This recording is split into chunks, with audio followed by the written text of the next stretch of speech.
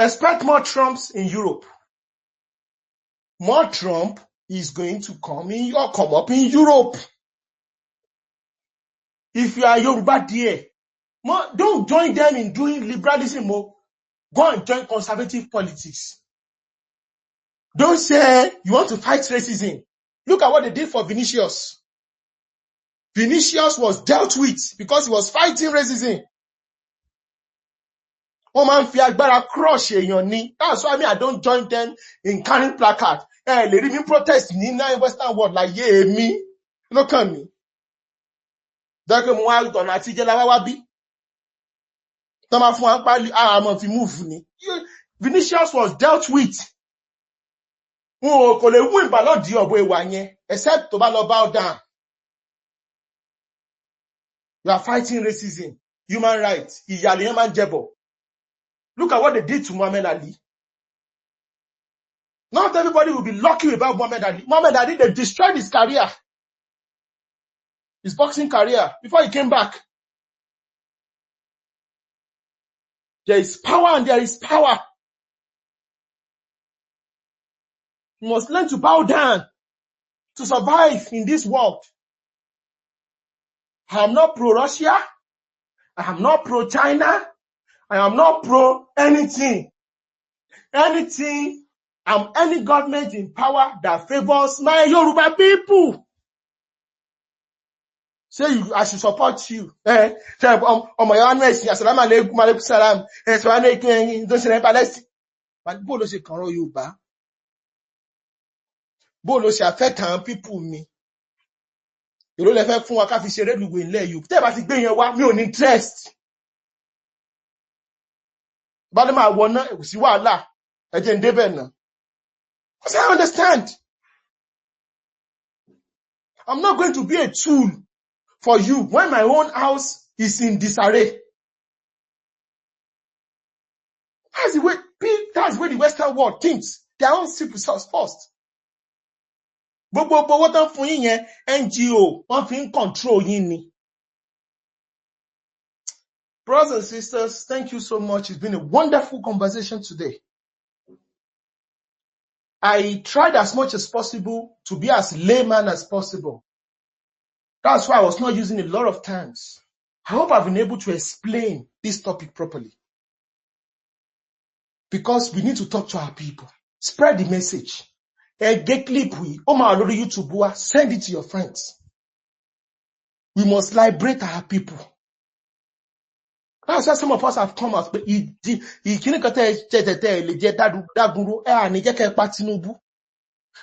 APC ti fún wọn lówó ni. National cake ti mi mo jẹ. Ẹ lọ máa pariwo pé kí si APC fún mi lówó. National cake tèmi ni mo jẹ yẹn. I don't care. Because I've gone beyond past. I'll now come and explain myself. Àwọn fún mi lówó. Mo kàn ṣe kíní nítorí mind mi ni. Ṣé wọ́n ló sanwó bills mi? Wọ́n ló sanwó council tax? Wọ́n ló sanwó mortgage mi? Are you the one paying my bills? You the one running my family? If you think that is what this is all about, that's your problem. Because we need to be strong, we need to be aggressive, we need to be assertive as Yorubas. One Oma King Shojo, great Yoruba Shojo. Our forefathers were valiant. Where did we get this generation of apologists? Making apologies, some are money.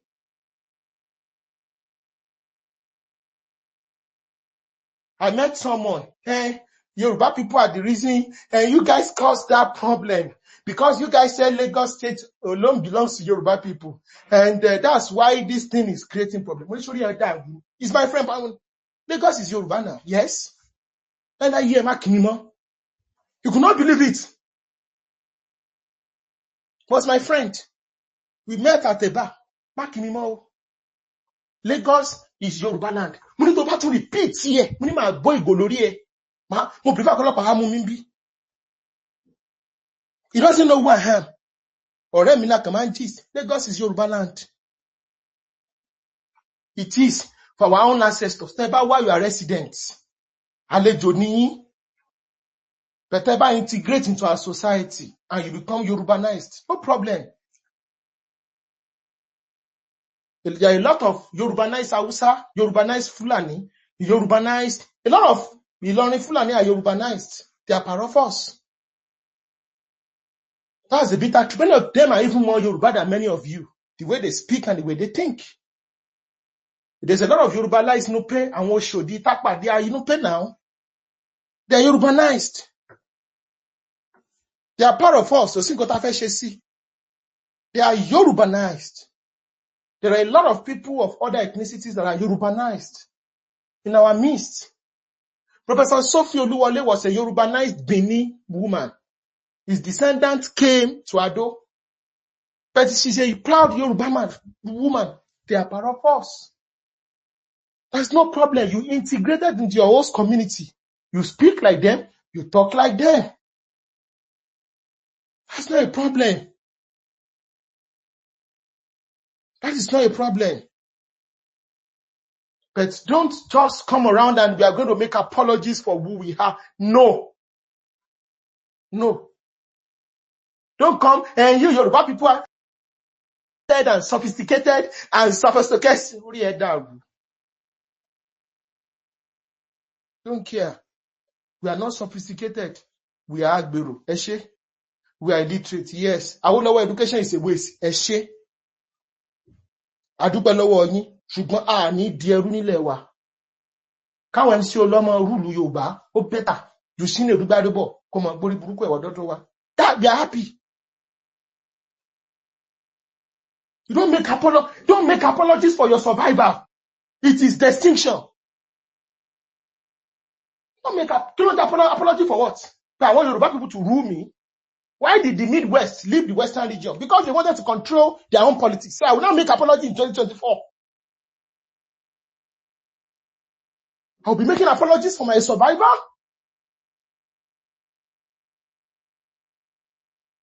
What the hell?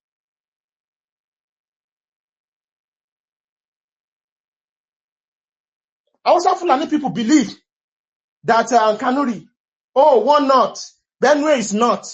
Oh, we are all one Harewa. Peculiarity won't allow Christian not, Christian minority not, and if they believe it is all not one not, and they believe the Muslims in the Southwest is the same as the Muslims in the Northwest. Why? Common sense. They've been attacking Tinubu. Did they remember Islam now? They call him Yoruba. Compartmentalize. 1 + 1 is equal to 2. In Nigeria, 1 + 1 can be more than 7. Follow the money. Open your, I think pariwo electricity is now rude. You know, see what they're dancing. All of a sudden, what can bomb grids insane? Can't you see? Can't you see? Anything humanly possible is possible in Nigeria. Just close your eyes when it comes to the fight for power in Abuja. That's why many of us are praying for the power in Abuja to be devolved. So that people that will go to Abuja are people that want to serve. So that Abuja will not be do or die. I can go on and on. Nigeria is just like Europe, where everybody protects his stuff. Nigeria is like a European Union. Multiple nations, empires. You should be scared of a country that has a sultan, that has an Alaafin, that has an Oni, that has an Shehu of Bonu, that has an Oba of... You should be scared of such a country. Those are empires, emperors. You might think they don't have a political power, but they have social influence. Nigeria is not a republic. Republic with 31 empires, emperors. See our back think His Eminence, His Imperial Majesty. Are jokers. Because it's a country of nations. And that's why I think the only people that do not understand this out of the three Wasobe are the Igbos, because they don't have empires. They don't understand the way the Northwest and the Southwest is thinking. Mistake don't share the First Republic. What is in 2024? It's not a laughing matter. They don't know. They need help. If not, they'll be very careful of Nigeria. You don't fight hegemons that way. You don't go along. I'm saying, let us remove state of origin. Let us remove. Anytime need you state it, your state. Your land will be taken over. You will become extinct. You think you are going to use that to expand? Yoruba will be watching. Hausa Fulani will be watching you. And that in the empire has thousands of years. That in the means of survival. They will reactivate it. I only pity the minorities. You remove state of origin in Nigeria in 20 years. 50% of ethnic minorities in Nigeria will go extinct. How many votes left in the governor in Edo State? If I'm load would just be Arakobi 100,000. Ako Edo State. Our Yoruba Edo State, they band together. I'm a father by your governor Edo State. Power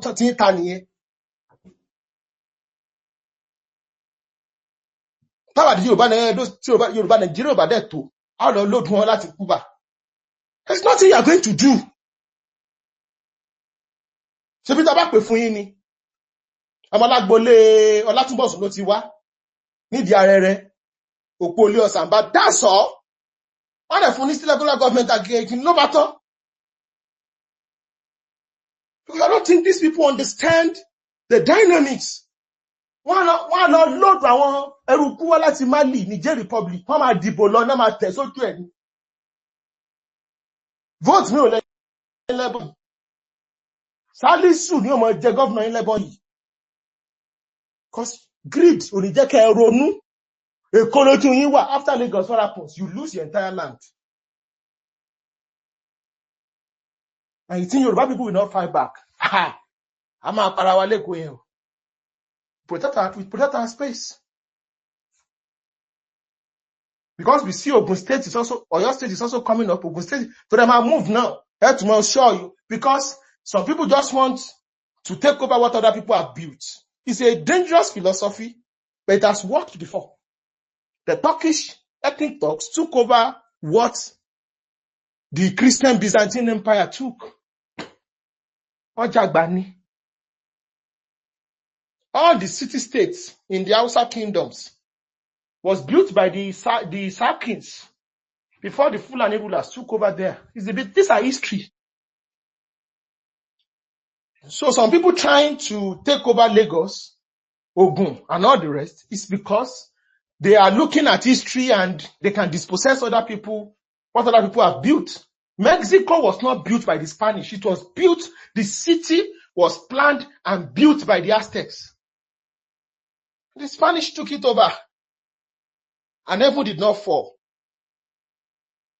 That's why some of us understand the rhetorics.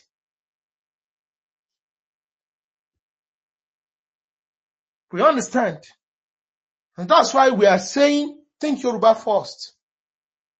Don't be apologetic about your existence. Lastly, I've been saying lastly, but this one is last. Lastly, let me tell you one scary thing. If the Western world actually wants to come back and recolonize Africa and Yoruba land today, do you know they will do it? Do you know if America wants to colonize and annex the entire Nigeria today, do you know they will do it?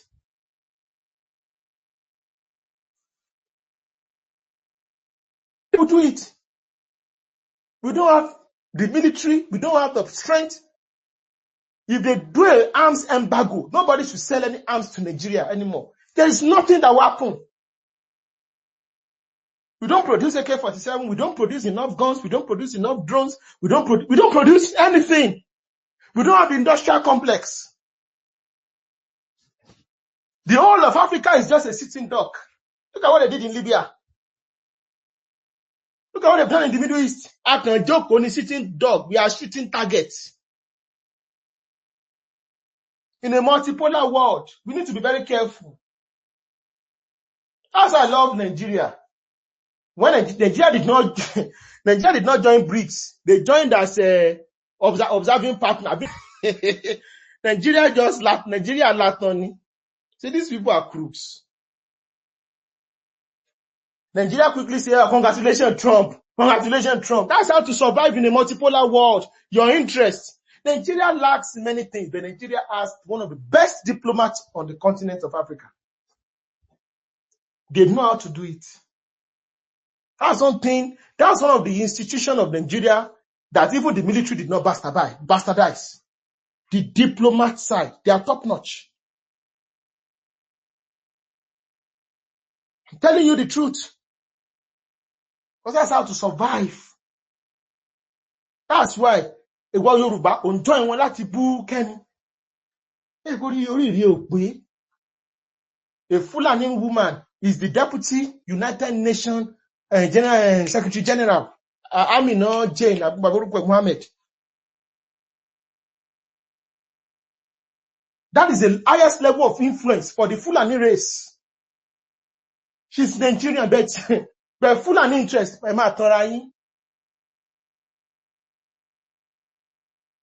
And you have a Yoruba woman there.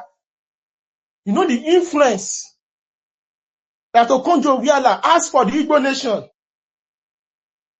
That's the bitter truth. You need to have people there. Pé Kẹ́mi tó ti ẹ̀jọ̀ rántí ọmọ Adégòkè. Nǹkan báyìí mọ̀ ń ṣe lé. Mọ́mọ́ gbàgbé. Ṣé rò pé kò ní gbà ṣé rò pé ṣé kò láwọn olórí ẹbí tẹ̀rù pẹ̀lú lọ bá? Tó sì ń bẹ Nàìjíríà tó ń bẹ l'Ondo pé lọ bá ọmọ yín sọ̀rọ̀. You think she doesn't have? I'm not supposed to say this in public. Hey, Kẹ́mi, it's anti-black, anti-work, blah, blah, blah, blah, blah, blah, blah, blah. You think that's the way the world works?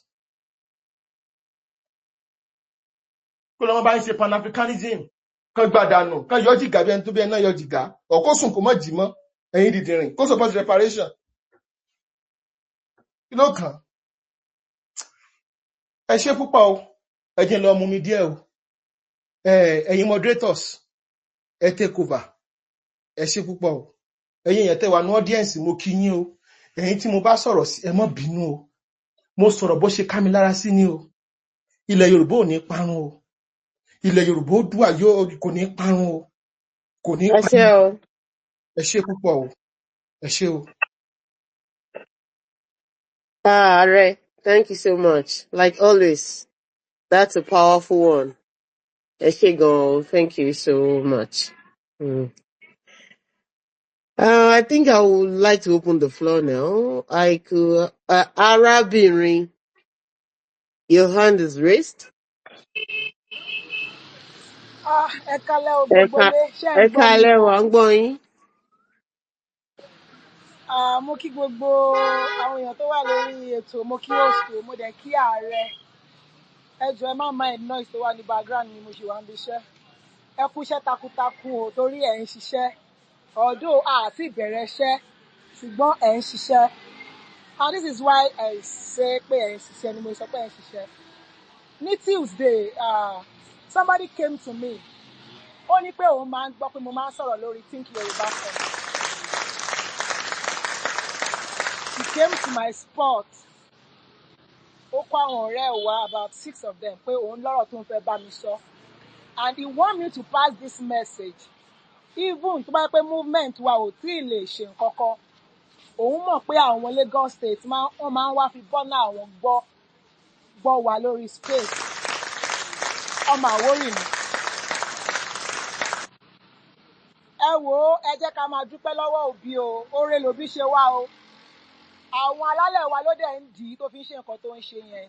Torí àwọn èèyàn yìí ti bà nǹkan jẹ́ l'Ékòó. Bàbá yìí ní pé information tó mú wá fún mi, òun máa wà lórí space yìí, òun máa gbọ́. Kí n dẹ̀ make sure pé mo submit ẹ̀. Pé Abúlé Àdó, close to Festac, ọba tó wà ń bẹ̀, àwọn ọmọ Ìgbò ti fowó di lẹ́nu. Wọ́n ní bàbá yẹn wá bulẹ̀ tó pọ̀ lọ, ó ta fún wọn. Ó wá sọ fún mi pé tí mo bá rántí pé time kan bóyá early this year pé wọ́n gbalẹ̀ kan ní side Festac, pé ara àwọn ilẹ̀ yẹn ni, pé torí ẹ̀ ni àwọn ọmọ Ìgbò tó wà ń bẹ̀ ò ṣe lè ké. Pé but òun fẹ́ kí n jọ pé nǹkan tó ń rí lábúlé Àjò ojoojúmọ́ ló ń pa òun lẹ́kún. Ọmọ Àwórì ni like ó wá òun àtàwọn èèyàn ẹ̀ wọ́n jọ wá pé inú òun bàjẹ́ lójoojúmọ́. Ọba yẹn àwọn èèyàn tó bá lè bá òun ríta òsì ọba yẹn ta ló máa gbà wá o nílẹ̀ Yorùbá. Àwọn wo náà ń fọba jẹ́ nílẹ̀ Yorùbá o tó fẹ́ sọ wá dẹrú lórí ilẹ̀ bàbá wa o, because èmi feel pé àwọn èèyàn wa ní nǹkan tó pọ̀ láti sọ o. Think Yorùbá first. Tí movement wa bá dé door to door step from one market to another tá a bá engage àwọn ìyá wa, ṣe ẹ ráwọn nǹkan tá a máa gbọ́, a lè má lè sùn fún 2 weeks. Àwọn èèyàn wa ti wú, wọ́n fẹ́ bẹ́.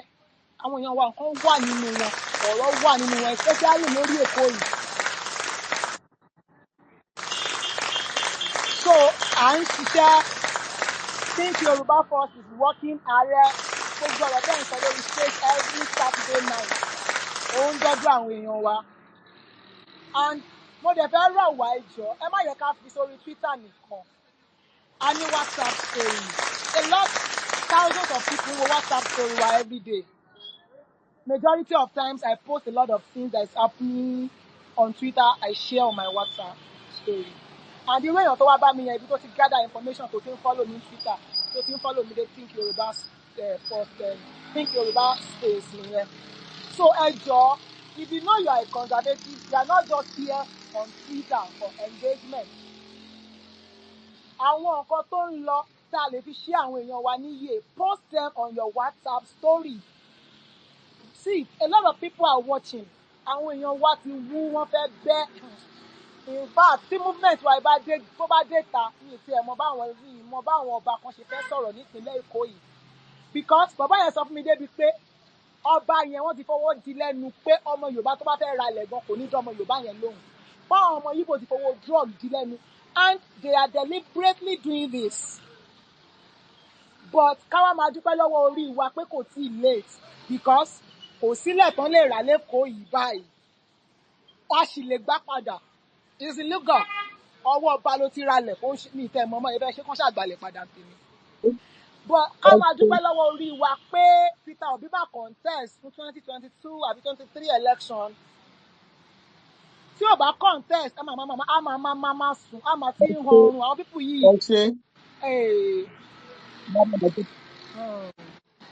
So nǹkan tí mo fẹ́ sọ nìyẹn o.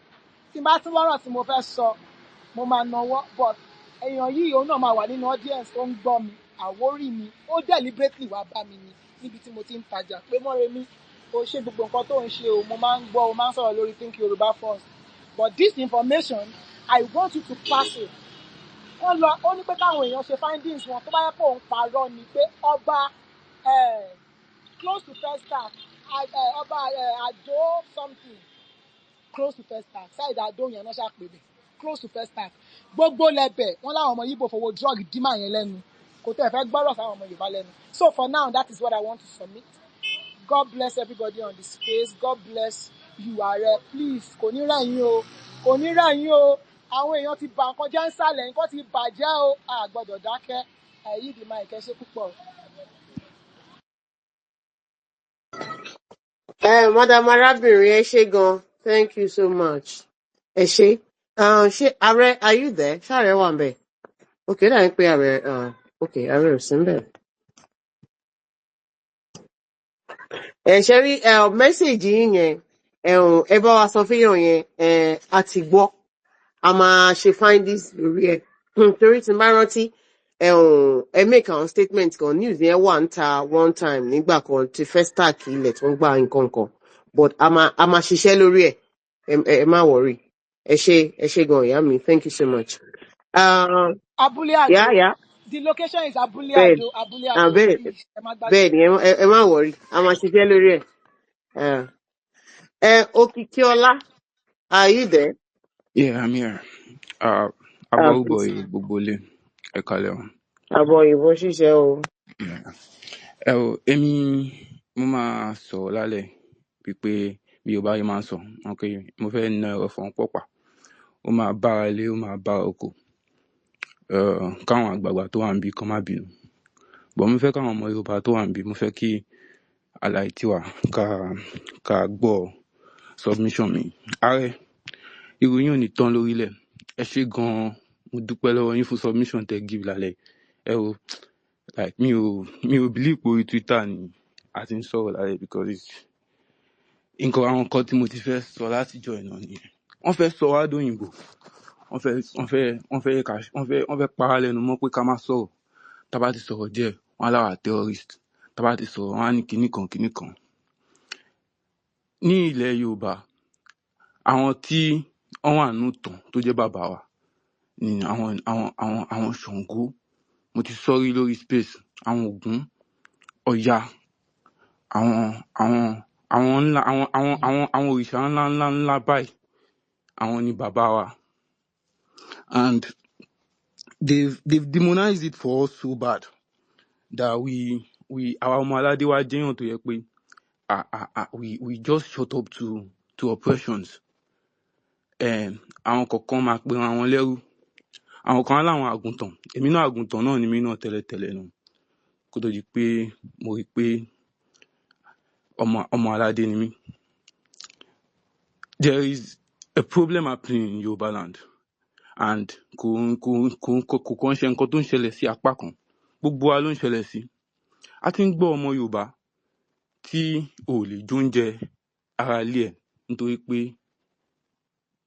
pé ẹlẹ́sìn míì ni. Àwọn ẹ̀sìn dẹ̀dẹ̀ mú wá fún wa yìí. Ó ti ṣe ìbàjẹ́ tó pọ̀ nínú àṣà àti ìṣe wa. Tẹ̀dẹ̀ continue, tẹ̀dẹ̀ ń ṣe lọ. I think it is time tí gbogbo Yorùbá need to wake up.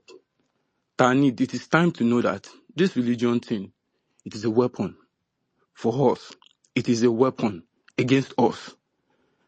We are under a lot of we are Mr. Okikiola, yes, ẹ jẹ́ kí sáré kàn mí bẹ̀ yẹn, ẹ má yes, bínú. ma'am. Ṣẹ́rí Yes, tẹ ma'am. bá gbọ́ púpọ̀ lára submission ààrẹ. Bẹ́ẹ̀ ma. Ẹ mọ nǹkan tó so wá pọ̀ nílẹ̀ Yorùbá. Bẹ́ẹ̀ ma. Torí pé being a Yorùbá yẹn, Yes, ma'am. identity wa yẹn gangan ló ń jẹ́ ká survive nínú Nàìjíríà. Bẹ́ẹ̀ni, ọmọlúwàbí tó tiẹ̀ wà lára wa. Ẹ ṣe Ọmọlúwàbí tó wà lára wa ni ò tí jẹ́ ẹ̀sìn ò dá ká máa. ẹ̀sìn ò dá nǹkan kan lẹ̀ láàrin wa tẹ́lẹ̀ Bẹ́ẹ̀ni. tẹ́ bá wò ó. Tí àwọn kan ò bá fẹ́ wá lò extra bí irú nǹkan tó ṣẹlẹ̀ ní 2023 tó sọ pé it's a religion war, something like that. Ọwọ́ instinct ṣé ti yé yín? Bẹ́ẹ̀ni. But tẹ́ bá in fact in the whole world, kò sí ìlú tẹ́ máa rí tó dàbí ilẹ̀ Yorùbá when it comes to ẹ̀sìn. Gbogbo ilé lẹ ti máa rí oríṣiríṣi. But kí lẹ rò pé ó ń jẹ́ ká máa stand ọmọlúwàbí Yorùbá ta jẹ́? Gbogbo adẹ̀ lórúkọ. So ṣe rí Yorùbá ìyẹn ta jẹ́ yẹn, ọmọ aládé ọmọ káàró òjìrè yẹn gangan ló yẹ ká dìmú. Ṣe rí ẹ̀sìn yẹn exactly. Ṣe rí ẹ̀sìn yẹn ẹ mọ̀ pé reason tí mo fi ń sọ̀rọ̀ ẹ̀sìn yẹn mà. Reason tí mo fi ń sọ̀rọ̀ ẹ̀sìn yẹn ni pé ẹ̀sìn ni problem gangan tá a ní nílẹ̀ Yorùbá. Ó wà lára problem wa nítorí òun náà fi ń kó wa lómi ọbẹ̀ jẹ. Wọ́n ti parọ́ ọ̀run fún wa àti fire látijọ́ yìí. Kò sẹ́ni bọ́dì tó lọ. Ẹni sọ̀rọ̀ Mr. Okiki. Yes ma, yes sir. Mo fọlọ́ ń bẹ̀ yín. Yes sir. We are not here to talk about religion. Okay, or criticize sir, mo fẹ́ bínú. Mo fẹ́ sọ̀rọ̀ religion díẹ̀ kí n sọ̀rọ̀ pọ́lì. Okay, sir. No. Okay, sir. If you want to be a Yoruba leader, yes, sir, and you want to survive the growth of Yoruba diversity, yes, sir, you must be very sensitive to religion. That's right. I understand what you are saying. Yes, sir. Yoruba has evolved. We Yoruba Muslims, we have Yoruba Christians, and we have Yoruba Ìṣẹ̀ṣe. We have Yoruba atheists. Bó làwọn Awólọ́wọ̀ ṣe ṣe, táwọn MKO tún ṣe, tó jẹ́ àní pírọ́blẹ̀mù rádaràda tí àwọn kan ti bẹ̀rẹ̀ yìí. What happened was that we were able in tó pa gbogbo Yorùbá pọ̀ ilẹ̀ ni o. bẹ́ẹ̀ni Land, it is the land. Torí gbogbo ilẹ̀ Yorùbá, gbogbo apáta lájọ ní ilẹ̀ Yorùbá. bẹ́ẹ̀ni Ilẹ̀ gbogbo Yorùbá pọ̀ o. So ọ̀rọ̀ ti kúrò, ayin tó pa wá pọ̀ la máa sọ. okay sir. Àwa ò wá criticize ẹ̀sìn anybody ń bí. No. Okay, mi ò tiẹ̀ criticize ẹ̀sìn, èmi náà ò ṣe kankan. Èmi náà ò ṣe Ní kankan. Yes, sùúrù, sir. ẹni sùúrù. Anybody lè believe pé hellfire wà. That's their own reality. Anybody lè believe pé kò sí hellfire. That's their own reality. We do not have the luxury of the Southeast, where they are 95% Christians. We do not have the luxury of the Core North, where they are more than 90% Muslims. We are almost 50-50. And with a strong Ìṣẹ̀ṣe adherent Yoruba religion. So when we speak on a Yoruba platform like this, because àwa ń bá àwọn pastors sọ̀rọ̀, à ń bá àwọn ìmáàmù sọ̀rọ̀, à ń bá àwọn babaláwo sọ̀rọ̀, both home and abroad, lórí ọ̀rọ̀ Yorùbá, àwa ń bá wọn sọ̀rọ̀. So tẹ́ bá rí mi ní church ní ọ̀la, ẹ má wà surprise. Tẹ́ bá sì rí mi mọ́sálásí, ẹ má wà surprise. Irú èmi mẹ́ta lọ́kan làwa wà ní tiwa alátán ní. Kò síbi táwo lè wọ̀ kí ilẹ̀ Yorùbá ṣámọ́ ti parun. So that's why I said we need to be very, very careful and sensitive when we talk about religion. When we talk about religion, please, mo fọlọ́n bẹ̀ yín, ẹ jọ̀ọ́, Madam Àjọkẹ́, ẹ jẹ́ ká time àwọn èèyàn. There's a lot of people on stage, a lot of people have left. So, ẹ sáré wrap up in 1 minute. Ẹ ṣe àrẹ. Ẹjọ́. Ẹ ṣe àrẹ. Mo yẹ sọ láti bẹ̀rẹ̀, ẹ má bínú. Gbogbo nǹkan tí àwọn tí any politician tí ó bá ti ṣe ti ọ̀rọ̀ ti Yorùbá, ẹ jọ̀ọ́, ẹ jẹ́ èmi máa láìpẹ́ bóyá pé kí ìgbìmọ̀ kan dìde tó máa deal pẹ̀lú wọn. In the own Yorùbá way. Pé at least wọ́n máa ṣe tàwọn èèyàn wa. Wọ́n ti fẹ́ sọ àwọn èèyàn wa di nǹkan míì because wọ́n máa sọ fún wa pé politics ni. Few weeks ago mo sọ lórí space kan wípé wọ́n ń jí àwọn èèyàn gbé ní Ondo State. Àwọn èèyàn kan ní irọ́ ni, wọ́n ní politics ni, wọ́n ní kinní kan. They are politicizing everything bẹ́ẹ̀ ṣe sọ lẹ́ẹ̀kan. Ẹ jọ̀ọ́. Something should be done about those things. And reason tí mo sọ lẹ́ẹ̀kan yẹn ni pé àwọn tó ń ṣe kinní àṣà lè máa bẹ̀rù láti sọ pé àwọn Fúlàní ló tún gbéyàn mọ́ báyìí. Nítorí àwọn tó ń gbé tó ń sọ̀rọ̀, wọ́n sọ pé Fúlàní ló gbá wọn.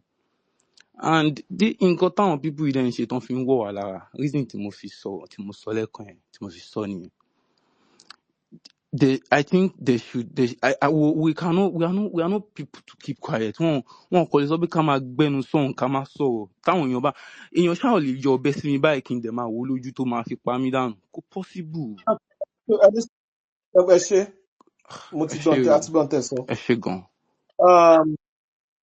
With the issue of insecurity, it's part of the structure of the dysfunctional structure of Nigeria.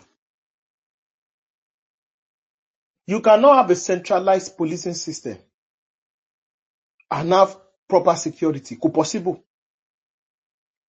See, America bá ń lo the security system in Nigeria. We are not going, America máa worse ju Nigeria lọ. If we have, tí Àmọ̀tẹ́kùn bá wà, or a proper state policing system, bá wà properly taken care of, Southwest is going to be properly secured. Because bẹ́ẹ̀ ṣe sọ yẹn pé ọ̀rọ̀ religion kan lélẹ̀, wọ́n jí Yorùbá Muslims gbé náà. Àwọn tán pa ní Gàngán, they are Muslims. Àwọn tó ń jíyàn gbé lógùn state tán ti mú their largely Igbos and they've caught several people. Ẹ ṣé púpọ̀. So this issue of Yoruba people, it is multi-dimensional. Ẹ mọ̀ lọ, ṣẹ̀rí ẹ̀sìn, it's àwọn tó fẹ́ yẹ kẹ́ máa sọ̀rọ̀ ẹ̀sìn, wọ́n fẹ́ kó bá yín ni. We need to face this thing and treat it as a criminal issue. There's a lot of Yorubas that are that are not going towards that. Ẹ jọ̀ọ́, ẹ má jẹ́ ká lọ sí into that rabbit hole. The host, ṣé wà ń bẹ̀ yẹn? Mo wà ń bí o, Ààrẹ. Okay. I'm here. If you want to- ẹ jọ̀ọ́, ẹ gbé àwọn èèyàn sókè. Àwọn èèyàn sọ pé àwọn èèyàn fẹ́ wá sókè. Mo ń try láti gbá àwọn èèyàn sókè. Ó stage ẹ bá mi gbá àwọn èèyàn sókè mi mọ̀ bóyá. ẹ lè já mi sílẹ̀ ẹ̀sìn so that àwọn èèyàn lè wà sókè. All right. Ẹ ṣé gan Mr. Okiki. Mi ò rí Yèyélúwà. Then again, ẹ jẹ́ ká time ara wa because we've spent close to 3-4 hours and gbọ́dọ̀ lójú the next 30 minutes. Kò sí wàhálà. Kò sí wàhálà. So ẹ jẹ́ ká time people on stage. Ọ̀gbẹ́ni Khalifa Olùkúnmi, ṣé wà ń bẹ̀? Ẹ jọ̀ọ́ ẹ take 3 minutes. Ẹ ṣeun. Okay.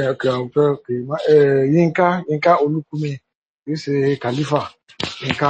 Okay, ẹ jọ̀ọ́, mo kàn fẹ́ digress díẹ̀ ni and I want to ask question. Ṣẹ́rí man yìí Reno Omokri, wọ́n máa ń kọ àwọn article of recent, mo dẹ̀ máa ń follow ẹ̀. Yọ̀nà sá, ó ń sọ̀rọ̀ pé this Yoruba name, Yorùbá tá à ń pa ní Yorùbá yìí, pé it is not the original name. Pé kì í ṣe Yorùbá gangan ni kíní orúkọ tí wọ́n ń pe ọmọ Odùduwà láti bẹ̀rẹ̀ wá. You understand? Pé that Yorùbá yìí they is a bastardized Fulani Hausa words. And mo gbé ní north, so mo dẹ̀ lè sọ Hausa díẹ̀. So gbàdúrà wá jókòó lẹ̀ tí when and I reason it together what it actually means, because it means Yariba. You understand? It's not a palatable word. You understand? So hello, I will make hello. Ẹ jẹ́ kí n sáré down question. Okay. Ẹ jẹ́ kí n sáré down question. Okay. Ọbí tẹ̀ lọ. Okay. In Nigeria, Hausa kada. I understand a little bit too. Now, ní Connaught, Berebe na máa ń pe Yorùbá. Yes. Bastard, Banzan. Yes. Yeah, you're right. Now, inti Reno sọ yẹn kò correct. Okay. Reno is not. Problem ti Reno rí ni pé when Reno is challenged, ó máa ń block àwọn èèyàn ni. Okay. Tẹ́ bá lọ correct ẹ̀ pẹ̀lú tó ń preach pé tó ń sọ yẹn ó correct pẹ̀lú fact, pẹ̀lú written proof, Reno will be arguing blindly. Okay. The term Yoruba was first written in the 14th, 15th century by Professor Ahmed Baba at the University of Timbuktu in Mali Empire and Songhai Empire. Okay. Láti orúkọ yẹn tí wọ́n kọ. And so in tó ń sọ yẹn, ipe Fulani is not true. Ìgbà wo la bẹ̀rẹ̀ sí contact Fulani. The Fulani became a powerful stakeholders in Nigeria after 1804, 1806 jihad. So the Fulani people they were just visitors, settlers within the Sokoto Kingdom, the Hausa city states, the Borno Empire and the Oyo Empire. Àlejò ni wọ́n. They only were able to use the weaknesses and the failings of the rulers of those states across the Niger to do a revolution. Revolution ni wọ́n ṣe, political revolution ni pé look, tá a bá introduce the Islamic theocratic system of government, a máa stop corruption, bad governance, slavery. That's what they told, and then they told the people, the Talakawas, the peasants. And they took over the Hausa city states, took over the Nupe kingdoms, and also helped Afonja to declare Ilorin as independent from the Oyo Empire. That's all. So, in tí Renu sọ yẹn, ìsọkúsọ ló ń sọ, no apologies. Okay. Ẹlẹ́ẹ̀kejì, ṣé rí Olùkùmí, ṣé rí kò sí ìran láyé tí ò ní nǹkan kan tó ń pè ní ethnonym. Kí ni wọ́n ń pè ní ethnonym? Ẹ ṣáà mọ̀ synonym. Synonym ni ọ̀rọ̀ tó jọra wọn. Okay, yes. Ethnonym ni kí ìran kan kó ní orúkọ méjì mẹ́ta. Okay. Àwa fi Fúlàní ni màá fi ṣẹ̀sáǹpù fún yín. Ilẹ̀ Nàìjíríà lẹ ti máa ń pe Fúlàní ní Fúlàní. Ó yàtọ̀. Tẹ́ ẹ bá lọ sí Kanuri ní Borno, wọ́n máa ń pè wọ́n ní Vudabe. Vudabe, exactly. Wọ́n tún máa ń pè Fẹ̀lápà. Tẹ́ ẹ bá lọ sí Guinea àti Senegal, they are called Peul. Peul. P-E-U-L. Yeah. Wọ́n pè wọ́n. Tẹ́ ẹ bá sáwọn ìgbèríko ilẹ̀ Yorùbá, àwọn Òkè Ògùn, wọ́n mọ̀ pé wọ́n ní Bòròrò. Ṣé mo parí? Tó bá tún yá, àwọn in Sierra Leone they call them Fula. In Sierra Leone they call them Fula.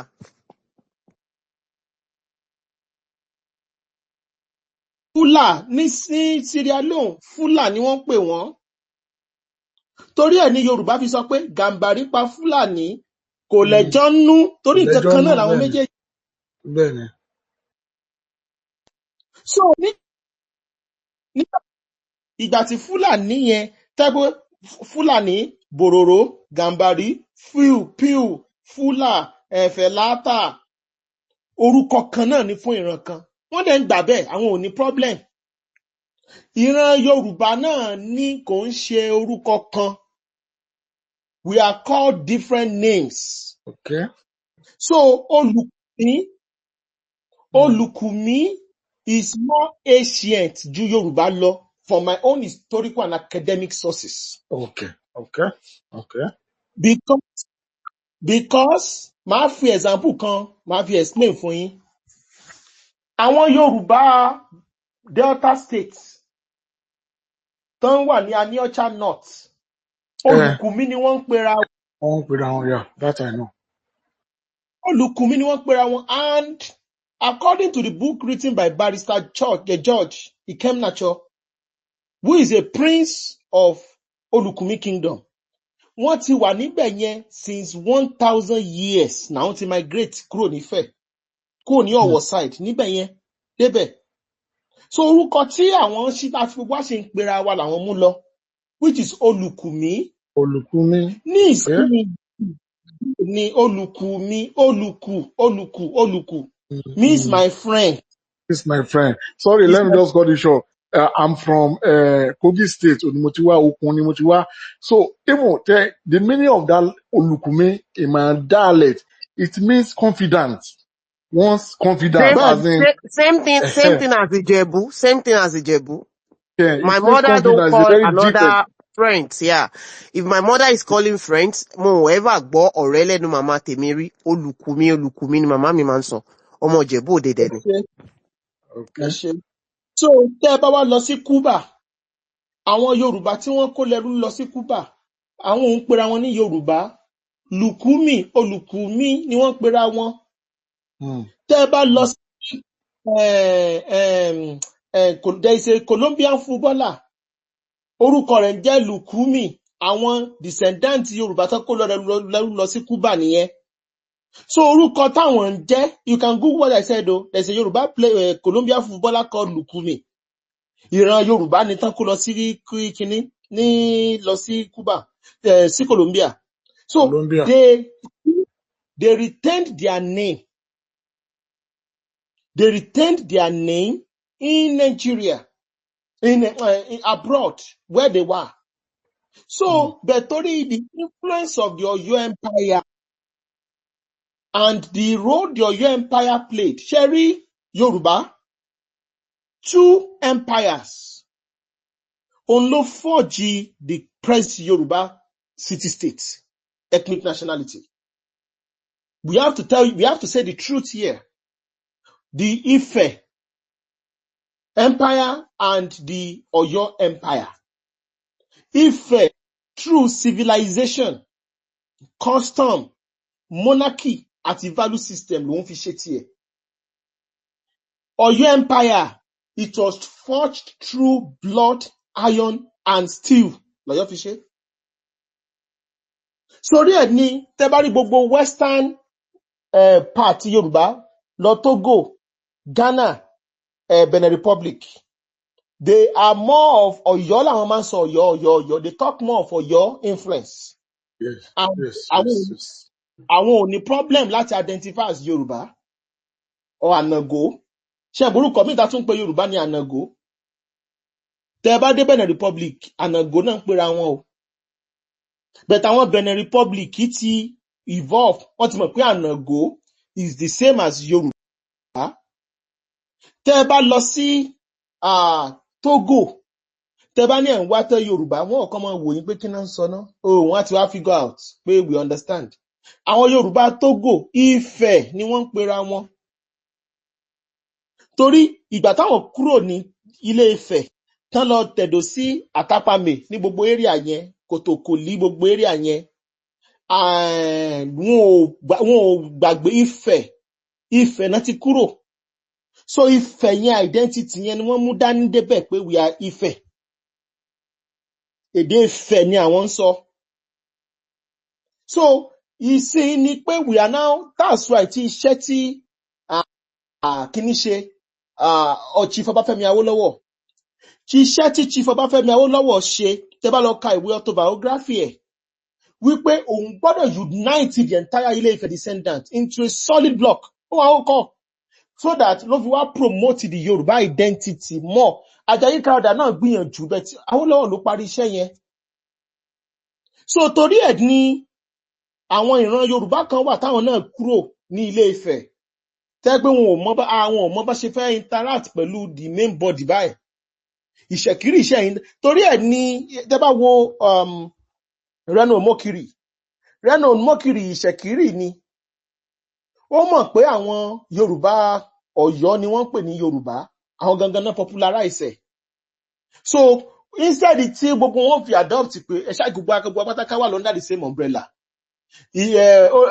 Reno Mokiri, ó mọ̀ pé Yorùbá lòun. Pé Olùkùnmí Ilé Ifẹ̀ lòun ti wá.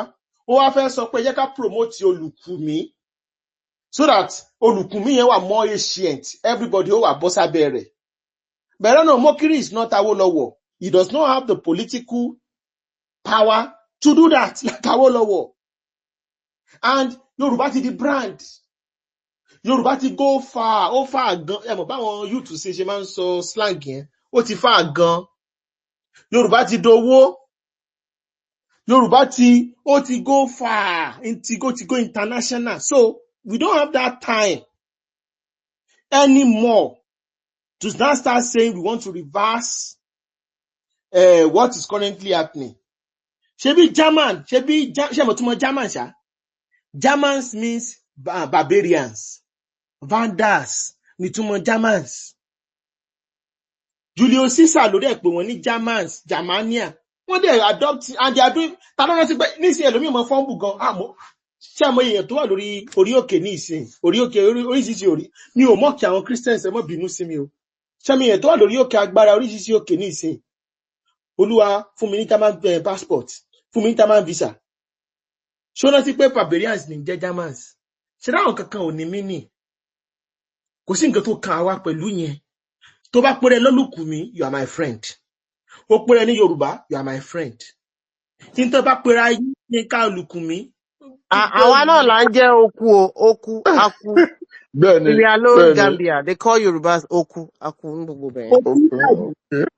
Wọ́n Yorùbá Gambia, wọ́n pè wọ́n ní Aku or Oku. So those things actually is meaningless. So we can have 2, 3. It is called Ààrẹ ethnonym. Yorùbá Ghana náà. Bẹ́ẹ̀ ni Yorùbá Ghana náà. So we can have 2, 3 names. We can have 2, 3 names. So it doesn't matter. It doesn't matter. Ṣé ti gbọ́ bàbá mi? Inú mi dùn pé Yorùbá okun wà níbí. Ẹ mẹ́sẹ̀jì mi lẹ́yìn ẹjọ́. Okay, I'll do that. I'm so happy. Máa Yorùbá kìíní wà nítorí ẹ̀ láti ń pariwo àwọn Yorùbá Kogi, especially àwọn Ògbò àtàwọn Ògòrì Màgóńgò.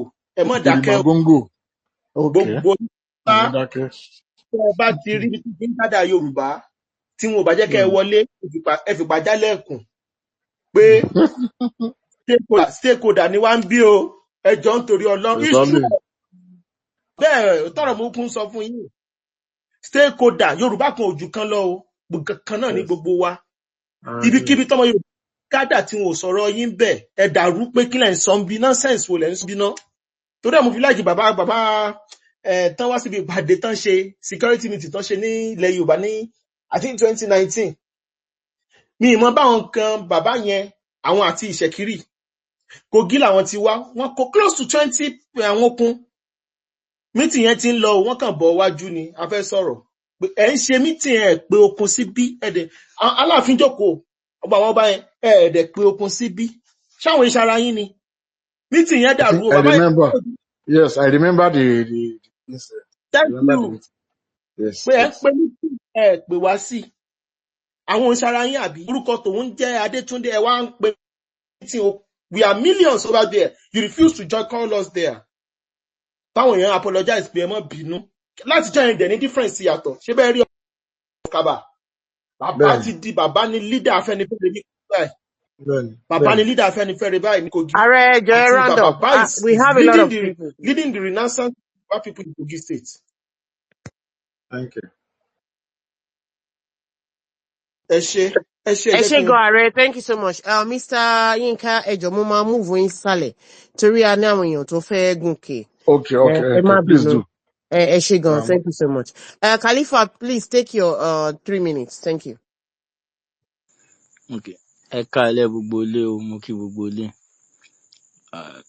Ọ̀rọ̀ ráńpẹ́ tèmi fẹ́ sọ lálẹ́ àbí àwọn àkíyèsí tí mo fẹ́ mú wá àbí point ni pé first off kí n lo topic àbí àkọlé ọ̀rọ̀ tá à ń sọ lálẹ́ pé the rise of Trump and identity politics in multipolar world, how it affects Nigeria.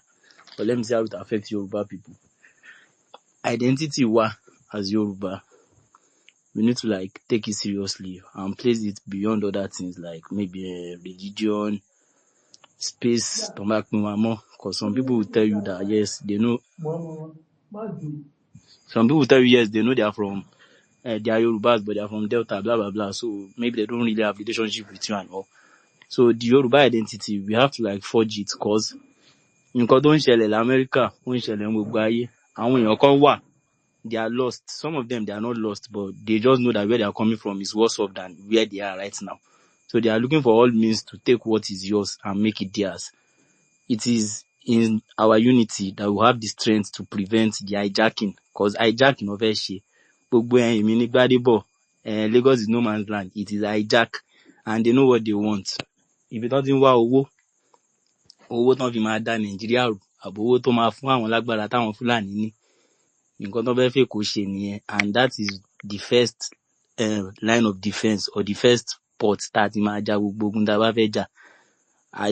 Èkó gbọ́dọ̀ bọ́ mọ́ wọn lọ́wọ́, kò dẹ̀ sí nǹkan míì náà, wọ́n á jà, àwa náà dẹ̀ máa jà, but àwa la máa borí torí kò sí tí rọ́bà lọ lógún ọjọ́ kan péré ni òótọ́ máa bá.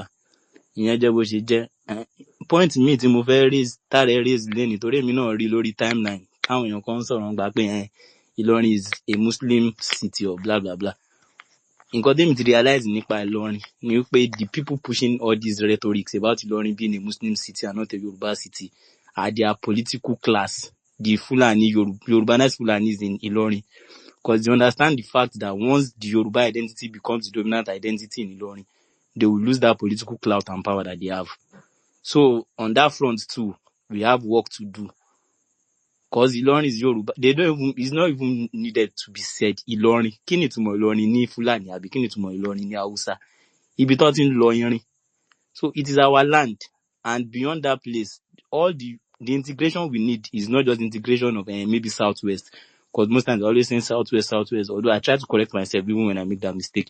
It is the integration of every single Yoruba space in Nigeria, the whole of Southwest, majority of Kwara State, significant parts of Kogi State, parts of Edo and Delta states too. We cannot leave anyone behind, because injustice to one, but you man so ní òyìnbó is injustice to all. Ọmọ ìyá wa ni wọ́n, and we are people that when someone like Atiku, a Fulani man that is even from Cameroon, can come out to be saying Yoruba land, Abi Lagos and the Southwest in general is the melting point of Nigeria. Wọ́n ti fẹ́ sọ wá di gbẹ̀rù dání pé àwọn òmùgọ̀ àríwárí, àwọn tàdé máa fi ṣe experiment gbogbo ìdọ́nkúdọ̀ àti rádaràdá tá bá fẹ́ ṣe àwọn lélẹ̀. So it is up to us as conservatives to push back and let them understand that gbogbo wèrè tẹ́yìn rò pé ẹni tẹ́ ń para yín tẹ́ ń ṣe, àwo ò ní para wa, a ní gbébọn pa máa pa àwọn ọmọ ìyá wa àbí a máa blow up grid or anything.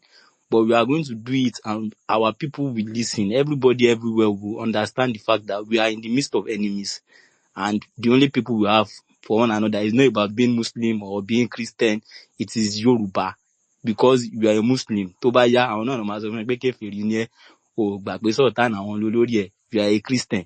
Tó bá yá, àwọn náà máa sọ fún ẹ pé you are not Christian enough. O dìbò fún Peter Obi. Bó tiẹ̀ jẹ́ pé o dìbò fún òun gan fúnra ẹ̀ máa tún gbàgbé pé o dìbò fún òun. A lọ máa bèrè pé èló náà ń ta bread l'Ogun State àbí èló náà ń ta bread ní Ìbàdàn. So we have to come and be realistic with ourselves. No matter what they try to tell you that this is what unites us, they only need it to take over what is yours, because that is the only functioning thing in Nigeria, Yoruba land. Every other thing in Nigeria is dead and is hanging on to the fact that Yoruba land is still within Nigeria. So everybody is looking for ways to control, either directly or indirectly. It is up to us to fight for what is ours. Nǹkan tó ṣẹlẹ̀ ní Amẹ́ríkà náà nìyẹn tí gbogbo àwọn òyìnbó fi dìde, gbogbo alárí Elon Musk, ó náwó, ó nára, ó ná dignity, ó ná time, everything to ensure that Trump becomes the president again, because he has realized that it is an existential war, and if they lose, then yes, they might still be the one in control. Like they have the larger number, they've been in control for how many years, but that control will keep slipping away bit by bit till they will become minorities, and that's why we have to be careful. I mean, we have to be liberal. Ṣẹ̀bá àwọn náà ti pọ̀, wọ́n ti pẹ́ tó ti wà bí kọ́ńjẹ local councillor gan tó kéré jù, ward tó bá ní nǹkan tó tún kéré sí ward representative àbí ward councillor, a gbọ́dọ̀ fààyè gbà káràtà wá bí kó wá gba post àbí kó wá máa jẹ any rubbish. Ọmọ Benue tó lọ jẹ councillor ní àbí tó jẹ house of rep member ní Èkó, ìtò fi máa bá wọn ọ̀rọ̀ tó meaningful lọ́bẹ̀, ọ̀rọ̀ landmark ló ń gbé lọ house tó lọ ń fight fún, that they want to do a project that will benefit the whole of southern Nigeria. He is fighting against it because he is anti-Yoruba originally, and we made the mistake of letting him get into that post at office. So beyond being conservative, we have to also create means and systems that will be using to checkmate our political class. Aside from the fact that we want Yorubas that are conservative, we don't want any non-Yoruba that has not thoroughly Yorubanize himself. Bí ti Àgọ́ nsìn kò ń ṣe ọmọ Nàìjíríà bọ̀, gbogbo wa la rí pé eléyìí Yorùbá ni ó ti di Yorùbá tán. Anybody that is not like that should not be holding any post, either politically or even economically, because èyí táwọn Igbo ń ṣe jù is economic. They are already trying to go into politics too, but what they are doing is the hostile economic takeover. They are controlling a lot of markets, controlling finances and all. There's time if we can rally ourselves around to correct all these things. But if we keep being liberal or ká má ṣe báyìí, àwọn onírúurú méjì tó bá jẹ́lẹ̀ tí wọn, bó jẹ́ kán pa yín náà fi máa rí nǹkan wọn gbà padà lọ́wọ́ yín, pípa ní street. But àwa àní ṣe bẹ́ẹ̀. But ìta lè ṣe tó jẹ́ intellectual discussions and bonding together, because at the end of the day, the Yorubas are still the strongest bloc in Nigeria, either economically or socially or even politically. What we just need is to be coherent and united. There is no bloc in Nigeria that has the power that we have, but we have become so complacent that we don't understand the power that we hold within this union. We are the glue, we are the everything that is holding this country together. But we must not, in the process of holding the country together, forget to hold our own selves together. Torí ilé ẹni ń jóná, òun lọ ń pa nọ́mbò mi, àgọ̀nà ń pè yẹn. So the Yoruba people too, because I think some Yoruba people fighting against the tax bill. Khalifa, please round up in 1 minute. Thank you. Okay, ẹ ṣé. I've seen some Yoruba people fighting against the tax bill that Tinubu is trying to like introduce. We need to be enlightened. Don't just see things or maybe take one or two tweets and think that you already have an idea about something. Read about things. These things are about your survival as a people and a race. So you should be the ones at the forefront, even clamoring for it, making it trend maybe every day, so that at the end of the day it's going to become a reality. Because the only reason why Yoruba land is even this backward, although we say we are the most forward in Nigeria, is because our resources are not used to make this place better. Our resources are used to fight wars in places that they are creating unnecessary wars. Àwọn náà ń para wọn, wọ́n máa wọn tó ń kó bọ̀ fún tó fi ń para wọn, but owó bíbá náà ló ṣì máa kó lọ síbẹ̀ láti lọ bá wọn jà. Our resources are being used to, they are not even used for development, because those places are not witnessing development. They are just used to quench troubles that they are creating by themselves for whatever reasons. So ẹ jẹ́ ká ṣe ìmọ̀ wa ní ìmọ̀ kan. Ó jẹ́ Yorùbá South West o, Yorùbá Kwara o, Yorùbá Kogi, Yorùbá Edo, Yorùbá Delta, àtàwọn Yorùbá díẹ̀ tán wà láwọn bíi gbèrígbé tán wà ní Niger State náà. Ọ̀kan ni wá, kan ṣoṣo dẹ̀ ní ká ṣera wa, torí that is the only path to survival and to triumph. Ẹ ṣé gan. Khalifa, thank you so much. Like always, that's a good one. Thank you so much. Yeyelua Yawoko, please, can you coordinate the room? Yawoko, are you there? Okay, Hey, yeah, I'm here. So, Yeah, no coordinate. worries. Eshe, thank you so much. Okay. So, everybody Okay. need 3 minutes. But, doctor, are you there? Shewambe. Obìnrin àkànṣe. Obìnrin àkànṣe Shewambe. Okay, maybe she's not ready Maybe now, she's not so ready. we can call. So, Yeah. So quick one. Adigun should take his turn now. goodness, yes, Rally. yeah. So go ahead, Yami. Thank you so much. Okay, you're welcome, sis. Thank you, ma. Yeah. So, Mr. Adigun, can you please on your speaker so we can hear you? Ẹ kálẹ́ gbogbo ìgbélé Ẹ kálẹ́, yeah. ẹ̀jẹ̀ tó sọ takuntakun Olúwa máa kúrò máa rọrùn lọ́wọ́ sí. Ẹ jọ ẹ̀ní bínú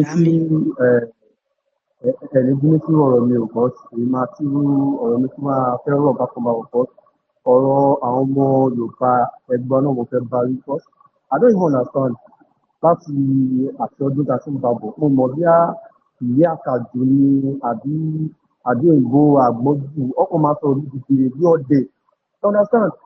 Èkó ìta wà yìí sì ẹ máa rí Yorùbá ọ̀rọ̀ náà tó máa tó wáyé pé Ìgbò ọ̀rẹ́ wa ni wá Ìgbò àwọn bíbí dẹ̀ ti wà lára Èkó tá wà ń sìn tàbí ṣẹlẹ̀ bí pé àwọn èèyàn kan máa ń dá owó fúnra wọn láti jẹ lóka chairman gbogbo every Sunday àwọn Mr. Mayo tó máa ń ṣe Ìgbò meeting wọ́n máa ń dá owó fúnra wọn láti push agenda fún gbogbo ẹ̀yà ẹni la fàkalẹ̀ láti jẹ leadership or láti gbé títí lórúkọ ẹ̀ bẹ́ẹ̀ wọ́n máa gbó fún Yorùbá tó jẹ́ ẹni tó lẹ́nu bẹ́ẹ̀ kò ló máa gbó fún ìyẹn push agenda yẹn adẹ̀ ń wòran àbúkú dẹ̀ gba lẹ̀ mọ́ lọ́wọ́ ó ti pẹ́ somebody ti wà lára gbọ́ ṣùgbọ́n kí là ń ṣe àwa la mọ̀ ibi ìyàbí liberal they are practicing liberalism pẹ̀lú àwọn tó ń pè they are radical with expansionism nílẹ̀ Yorùbá ti wá kí àjèjì kan máa tún fún wa pé àjọ nílẹ̀ ni òun ti ra lẹ̀ kan ta ló fún ẹ nílẹ̀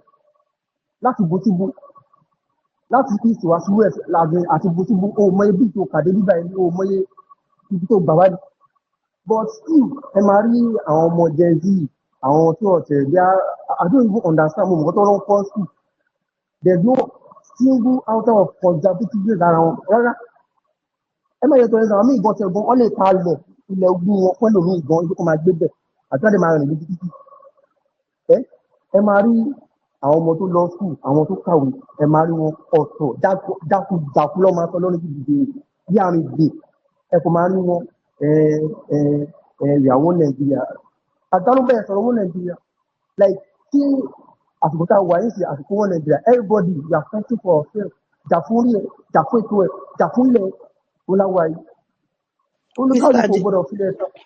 Mr. Adigun, ṣé any question ni because 3 minutes ni time yìí because of other people.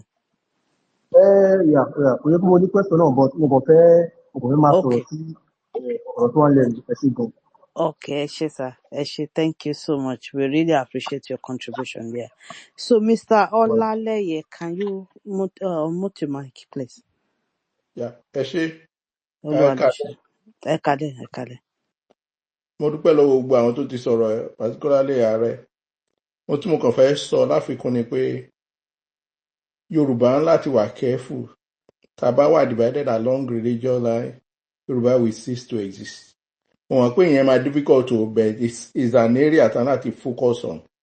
Pé everybody must be able to practice their own religion in this country. Ẹ tí ò bá dẹ̀ believe in Ọlọ́run. Hello, Hello, ṣé ń gbọ́ mi ṣá? can I talk? Mo ń gbọ́ yín o. Obirin Akoshe, Hello? you will go after Mr. Olaleye, sir. Because I Okay. think paying earlier. Yeah. So after Okay. this speaker, you will go, ma. Okay, ma. So Yes, Thank ma. area you. ti Yeah. religion yẹn mo fẹ́ mo mọ̀ pé we are not like that, but a mọ̀ pé àwọn kan ti ń yọ owó oríṣiríṣi ń sìn ní some places, we know that. Another thing tí mo fẹ́ ká wò ni pé our history is being directly distorted online. Because tẹ́ bá lọ wo history, tá bá lọ sórí Wikipedia and sin tẹ́ bá ka history Nigeria, Yorùbá was just like a small footnote. The same thing, mo ti wo Jeba. I read the history of Jeba about 10 years ago. One mentioned pé it's a Yoruba city with a lot of Nupe. But now I went there recently. Wọ́n sọ pé it's a Nupe city, which at 18 something Yoruba started migrating.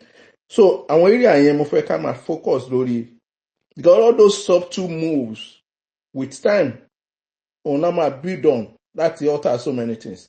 So a láti wà tactically focused on every area possible. Every area possible. Because last election, some people in the Southwest are able to get substantial votes in the name of Christian Brotherhood. Ìyẹn ò mí pé bóyá tí àsìkò ẹ̀ bá tún sílẹ̀, Islamic Brotherhood náà ti ní jẹ́ substantial part of vote gbà lọ́wọ́ wa nígbà tí ó bá favour wa. Those are the areas that we need láti focus. Of course, empowerment àwọn èèyàn wà náà wà important. Ìyẹn ni mo rí bí màá dúró ń bẹ̀ yẹn. Thank you, Eshegoni speaker. Yeah, I'm sure well, it's a recorded program, so that will be picked. You mentioned on religion and on Google, there are a lot of things about Yoruba that we need to correct and empowerment. Thank you so much. So, Obirin Akoshe, can you please go, please, ma? Yes, ẹ má bínú, mi gbọ́ gbogbo nǹkan tí Mr. Olaleye sọ. Sometimes there is some interference, I don't know why. But I just want to make a quick announcement for people that are asking about the essay. Please stop sending email asking for this essay. The result is going to come out this week, by God's grace. Before the end of the week, you'll get it, before Friday. So that was the announcement I wanted to make for us. And the people that are registered new members, you should also be getting your links today. So that's also the update. I want to make a comment about this Yoruba Yariba thing. You know, for me, I don't even argue with anybody again with this so-called Yariba. They say Yariba means somebody that is deceitful. If you go and look at it, we regard Yoruba as deceitful because you're smart and cannot be fooled. That is what it is. So once you are seen as intelligent, of course, they will say that you're sneaky and all of that. So they couldn't deal with Oyo people those times because of your people, you can't really fool them. So if they regard them as that, it's not a bad thing. So whoever want to be saying Yoruba means slippery, let them continue to say it. I don't think it matters. Thank you. And thank you everybody for coming. Yeah, thank you, Obirin Akoshe, from that angle of our Yoruba-ness, that the name Yoruba, yeah, it still has a lot of questions, actually. But yeah, we still leave that as it is for now. We have no option, yeah. So the next person is Mr. Gunners. Mr. Gunners, can you unmute your mic, sir? Evening, ma. Good evening, sir. In the whole house. My people, I really appreciate you guys. In fact, The lady that will listen to this night is a very, very important one, and then that is very, very educating as well. But my observation is this. Fantastic that we always trace our root, just like the last speaker just said about Yariba or what have you, which to me is something that we should just discuss and maybe later or what have you, that we have a whole lot of things that I think is more important than somebody's calling me and I go or what have you. Nothing can actually take that Yoruba or what have you away from me. I am Yoruba, and then there's nothing anybody can do to that. Now, election cycle is around the corner. And then we have, I think let's just say two types of politicians we have in Southwest. We have some that are ready to trade us just because they're actually seeking for that national office or what have you, even at state level as well. So anytime Taban ti gbé nǹkan tó ní ṣe agenda anything tó ní ṣe pẹ̀lú Yorùbá wa, you see them doing a whole lot of divisive strategy. Probably they play you with being Muslim, Christian or what have you, or align with East or something, just for them to get to that position so they can do anything. So my point is always like, àti lóyún, Ọlọ́run dẹ̀ ti kádàrá pé we've put to bed. Now it's our custom, it's our tradition in our land that dandan ni ká ṣe ìkómọ. Even obìnrin ọkọ ìyàwó ó máa ṣe lọ́dì gẹ́gẹ́ bí àwọn àgbàlagbà ṣe máa ń wí. Ìgbà wo la máa bẹ̀rẹ̀ sí máa kọ́mọ síta? Fantastic, we've been solid on social media because of all the spaces on Twitter or what have you. I think the organizer of this space, bravo to them all, everybody there. You guys are really doing fantastic, fantabulous job. And then the last outing, the World Team, thank God I was there, and I was happy because the turnout of Obas, and then Baba Ali Alabi, we met everybody there, and it's, in fact, the number of people that I met there that day, and then a whole lot of people in London, southeast of London, everybody that came that day actually shows that the future is significantly bright for Yoruba generation, provided bí àwọn àgbàlagbà ṣe máa ń wí pé téèyàn bá ta téèyàn ò bá ti tọ̀ ẹ̀yin àgbàlagbà ni ó máa ń dẹrun onídìní. So right from the beginning, probably some months back, ni mo ti bèèrè lọ́wọ́ ààrẹ àgbọ̀nká everybody gbà yẹn pé I hope this group or awareness group or what have you that we're calling it, not like at a point, it's something to where we must stop. Because what we're doing now, week in, week out, you have a whole lot of people that learn a whole lot from observation, submission on this space. So, kini mo mean by Yoruba Ikomo ni wípé election cycle is around the corner. Two types of Yorubas that we have in Southwest. Tom ready like a trade war. If we don't actually make a meaningful steps right from now, nípa awareness for our people, because if you look at the number of people that we have on the space, they should be the information disseminators to our local areas, markets, church, mosques, even at the exchange centers or what have you, to actually push this narrative. And then when we're pushing it, we have to be very, very careful in order láti má bàa lọ gbé wa kọlu the other group tó ń sọ̀rọ̀ secession first. Because once somebody sọ pé Yorùbá lákọ́kọ́, average Yorùbá tí ò tí ì sí space before or doesn't understand where we're coming from will actually link us back to the other group. Don't try láti that was a noise for the main time now. láti bá lè push narrative yẹn for everybody, for every sons and daughter of Yoruba to actually understand that in everything it should be Yoruba first. And then aside that, if you consider the economic situation of the country now, if you power all those rhetorics or what have you, bringing such out now and cite an example why it is important that the government of the day, these are the things that we need to do in order to preserve our identity or what have you.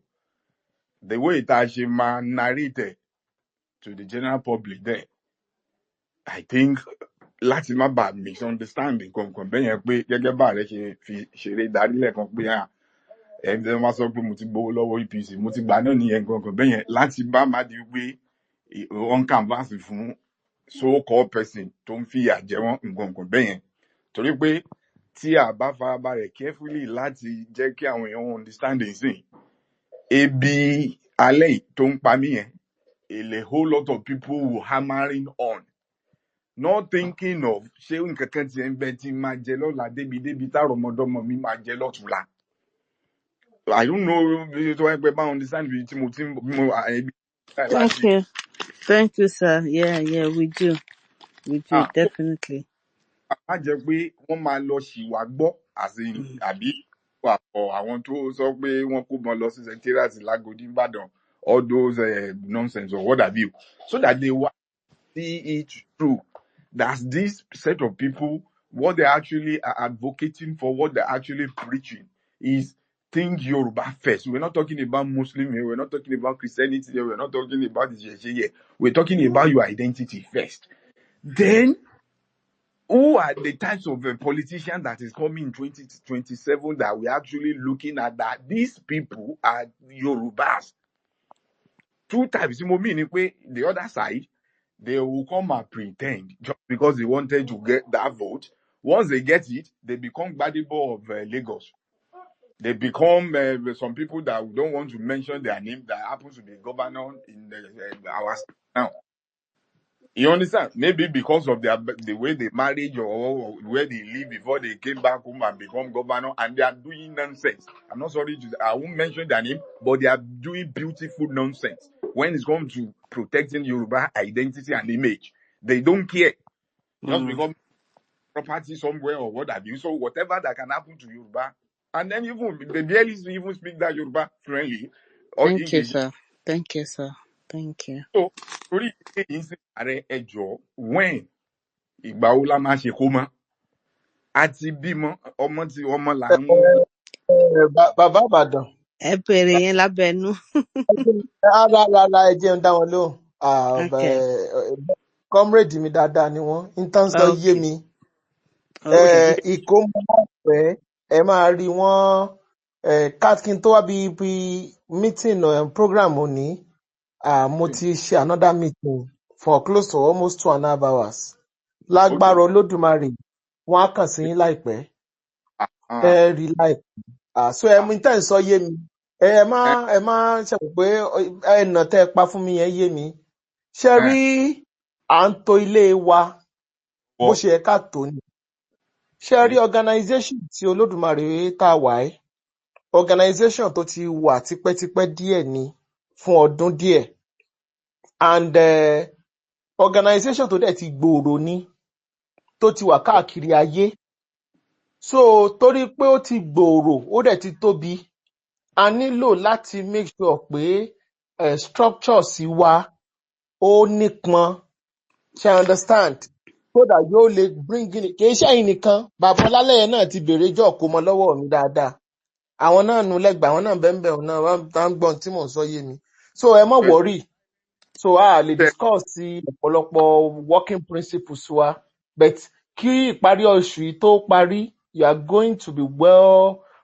Madam Ajoke Ade, àwọn ni Secretary Europe for Think Yoruba.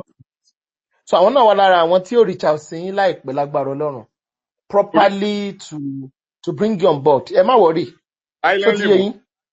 Lórí Lágelú àti Olúyọ̀lé torí pé mo ní structure lọ́nà méjèèjì yẹn. Àní ẹ má worry. ẹ Somewhere. mọ̀jà sọ̀rọ̀ ń ta. abẹ́nú ni gbogbo yẹn. Again, yield mic. Yeah. Yes, you. Thank you, Daddy and Mommy. Ẹ ṣé gan ni Mr. Gunnar, thank you so much for the interest. Ẹ ṣé gidi gan ni. Ilẹ̀ Yorùbá ò ní bàjẹ́, agbára Èdùmàrè. Yeah, is there anybody tó tún fẹ́ béèrè question kí n tó tún béèrè, so a lè gbé wọn wá sókè. Ẹ jọ̀ọ́, mo fẹ́ sọ̀rọ̀ nípa ààrẹ made mention of podcast the other day. Ẹ jọ̀ọ́, báwo wá ni ṣé àgbàlẹ̀ ṣe arrange ẹ̀ sí? Little by little, ní ẹ ṣé, Mr. Adigbo. What we are currently doing is that our past lectures sí wa, à ń kọ́kọ́ tó jẹ́ audios, à ń kọ́kọ́ upload there to our Spotify podcast channels, to our YouTube channels, to our all our social media channels, basically. But we are properly first working on Spotify and YouTube. The pop-up broadcast, ṣe mọ̀ pé ó nílò kéèyàn wà organized. So ẹni sùúrù ni.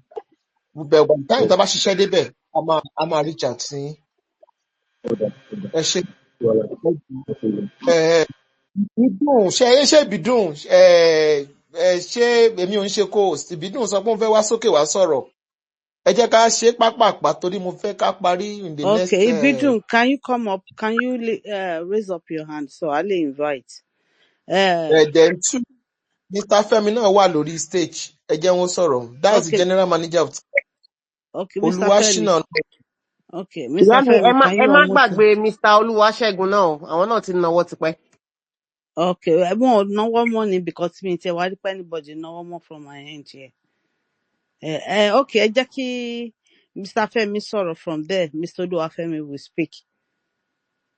Mr. Femi, can you please unmute your mic? Skip. Ṣé ẹ̀ ń gbọ́ mi mà? Mo fẹ́ ní kẹ́ skip me by one person. Mo mọ̀ tẹ́nibọ̀dì máa ń Manager. gbọ́ mi. Madam Àjọkẹ́ ṣe ń gbọ́. Unmute mic. Wà láti wọ̀. Ṣé ń gbọ́ mi o? ń gbọ́ wọn. Olúwaṣẹ́gun ń sọ̀rọ̀. Olúwaṣẹ́gun, okay. Yeah. Ẹ kálẹ̀ mú kí everybody. Yeah. Nǹkan tí èmi fẹ́ sọ kò So pọ̀. ṣé kò sẹ́nibọ̀dì tó gbọ́ mi? Kò sẹ́nibọ̀dì tó gbọ́ mi àbí? Gbọ́ yín Mr. Femi ọ̀nà rí. Ó dàbí pé Madam Àjọkẹ́ ò gbọ́ mi ni o. Ààrẹ ẹjọ́ ṣe ń gbọ́ mi. À ń gbọ́ yín, ẹlòmíì ti ń sọ̀rọ̀, Mr. Olúṣẹ́gun ti ń sọ̀rọ̀. Mr. Olusegun, can you Mr. continue, Olusegun, sir? go on, sir. Mr. Femi will go after All right, you. ma'am. Yeah. All right. So nǹkan tèmi ní nǹkan kékeré ni tí ó pọ̀ rárá bí nǹkan méjì péré náà ni. First of all is about gbogbo nǹkan tá a ṣe ń bì ibi náà ni mo ti develop okay. Tabakon sọ̀rọ̀ báyìí tí a bá ní political power is useless. So ìgbà tí a bẹ̀rẹ̀ sí ní sọ̀rọ̀ mo rò pé okay, a kàn máa wá síbi Yorùbá first. Okay, ìgbà tí a sọ pé Yorùbá first tí a bá ní power ọkàn láti push forward that Yorùbá first kò sí náà lọ́ máa ṣe. Kí ni mo ṣe mo rò pé okay, party wo ló rẹ̀ sìn ní Lagos State? You say APC. I join APC. My question is this: how many of us here to join any party láti get into that power to push Yorùbá first? Because if Taban feel like is a politician at this, but yeah, politician at that, which is lára nǹkan tí mo rò tẹ́lẹ̀ nìyẹn. Kò sí èèyàn kankan tó máa lè represent wa níbẹ̀. Tí wàá pè nǹkan tá a lè ṣe nìyẹn kí politician at this, àwọn ọmọ Ìgbò, àwọn ọmọ Yorùbá tí wọ́n pé wọn ò ní the orientation tí ẹ̀ ń give níbí, àwọn náà ló ṣe máa padà síbẹ̀. And then ibi náà ni mo ti gbọ́rọ̀ lóríṣiríṣi lára àwọn nǹkan tí Ọ̀túnba lára nǹkan tí ààrẹ sọ, tí Gbóǹkà sọ, tí Madam Àjọkẹ́ and everyone here tó máa sọ ni mo ti develop interest ẹ̀ pé we have to be in there. Kọ́sà bá sí níbẹ̀ a ní lè ṣe kankan, a kàn máa sọ̀rọ̀ ní látàárọ̀ ìdálẹ́ lójoojúmọ́ gbogbo ọ̀rọ̀ tá a dẹ̀ ń sọ yìí tí a bá ti ní agbára kankan tá a lè fi push ọ̀rọ̀ wa lẹ́yìn is just into the air, kò ní mímì kankan. So my advice is this: I'm sorry. Ni pé kí every one of us in our own way of power can make sure that I join anything. Though eléyìí tí mo join there, I don't have any power for now. But gradually, they've made me assistant secretary in my ward.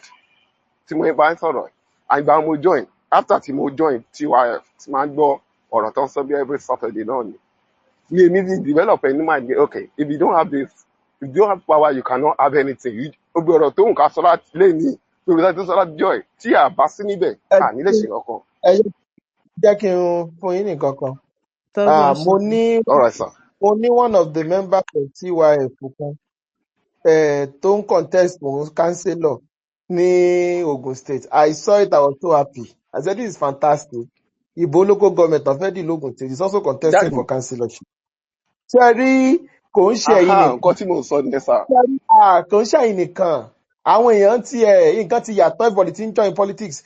Torí ẹ̀ ni mo ti sọ fún wọn pé ibi tí pásítọ̀ yín bá fi lè ní ẹni tí bá ń ṣe politics yóò wọ̀run àpáàdì. Wí kẹ́ ẹ̀ dìde kẹ́ sọ pé pásítọ̀ ẹ jọ̀ọ́ wàásù tẹ́ ń wàásù yìí ẹ à ní interest ń bẹ. Àwọn Muslims ò ní problem yẹn púpọ̀ ṣùgbọ́n àwọn pastor ni ó ní àwọn tó ń wà ní politics ẹgbẹ́ ayé ni ẹ sọ fún wọn pé ẹgbẹ́ ayé pé tètè bá jẹ gọ́vnà tẹ fún pastor ní slot Jerusalem 10 ṣé wọn ò ní gbà lọ́wọ́ yín ẹ mọ̀ dá wọn lóhùn o. So we are actually the change is gradual. We are taking our politics serious. So a lot of people are doing it. We will continue to do that. Ṣé ẹ ti register láti join TYF? Mo ti register, sir. Yes, mo ti register. Marita sí lágbára Ọlọ́run. Ẹ jẹ́ ká move on. Right. Okay, thank you, Ẹ̀yin Mr. tẹ́ bá Okay. Shegun. So secondly, eléyìí tí mo yẹ ààrẹ sọ lẹ́ẹ̀kan mo kàn fẹ́ buttress nǹkan tó sọ àbá pé àwọn Fúlàní gan ti Yorùbá náà dà pé Yorùbá ló máa pera wọn. There's a farm tí mo ní was 2 years ago somewhere around Ogun State. Ẹ mọ̀ pé ìgbà yẹn làwọn Fúlàní yẹn máa ṣe wèrè tó máa ṣe wèrè káàkiri. So mo dẹ̀ ní farm yẹn tó lọ farm yẹn mo dẹ̀ náà guys kan náà tó ń bá mi ṣe tí a bá ti ráwọn Fúlàní tó ń dẹran bọ̀ lọ́ọ̀kan bá àwa gan ti máa yàrá dání pé ó yá ká ló wá pé kílẹ̀ wá. So nǹkan tó fẹ́ fà yọ̀ bẹ́ẹ̀ ni pé ṣẹ́ra àwọn Fúlàní yẹn àwọn kan wà bẹ́ẹ̀ tó ń Yorùbá làwọn Fúlàní Yorùbá làwọn wọ́n máa sọ pé àwọn ò kì í ṣe Fúlàní pé Yorùbá làwọn. So most of those people tó máa sọ pé Fúlàní gba Ìlọrin yẹn ẹ má jẹ́ ká máa dáhùn lóhùn irọ́ ni wọ́n pa. Most Fúlàní tó wà ní Ìlọrin Yorùbá ló máa pera wọn ẹ nínú wọn kan identify ara wọn ní Fúlàní. So nǹkan tí mo kàn fẹ́ buttress gan tí ààrẹ sọ ni. So I'll use my mic now. Thank you, man. Yeah. Thank you, sir. Thank you, Mr. Oluwasegun. You can see now that Think Yoruba folks, we are not blinking at the back of the desert. Ẹ ṣáà ti gbọ́ pé àwọn tún ti join. Not at all. And you too, you are part of us. You are already a secretary, and many other people like that. So yeah, there's just be quiet about it. So all what is being done here, only that greater effect. So, but my own question. Èmi kàn advise Okay. of us ká join political party kan so we can push this thing forward. Okay, that was a good one. Thank you, sir. Yeah. Any other person to bá fẹ́ bẹ̀rẹ̀ question because of our time. Anyways, mi ò rí anybody to raise ọwọ́ wọn. Yeah. My own question is there was a submission about the Genses, and that's where my question is. Yeah. If we look at this generation, Yoruba generation, the Genses. Sir? Kẹ́ tó proceed. Okay. Kẹ́ tó proceed. Madam Ajoke, are you there? Because okay. I'm Host, all are you here. there? I'm all here, so I don't want to be. Mr. Femi fẹ́ sọ̀rọ̀ mo ti gbàgbé ṣá. Any soruma. We ti lò kọjá time tó yẹ ká lò. So because we are on time, ti lò kọjá time yẹn ṣá. Because 4 hours la máa ń lò. So we have 13 minutes to go. And so that other people can come here and also participate. Ẹ jọ̀ọ́, àwọn tó bá ti sọ̀rọ̀, Proudly Yorùbá ò tí sọ̀rọ̀, àwọn nìkan ni wọn ò tí sọ̀rọ̀. Proudly Yorùbá, ẹ jẹ́ kí Àti wọ́n Mr. wà Femi lórí náà. Mr. Femi. So àwọn tó bá ti sọ̀rọ̀ ẹ lè wá sísàlẹ̀ díẹ̀.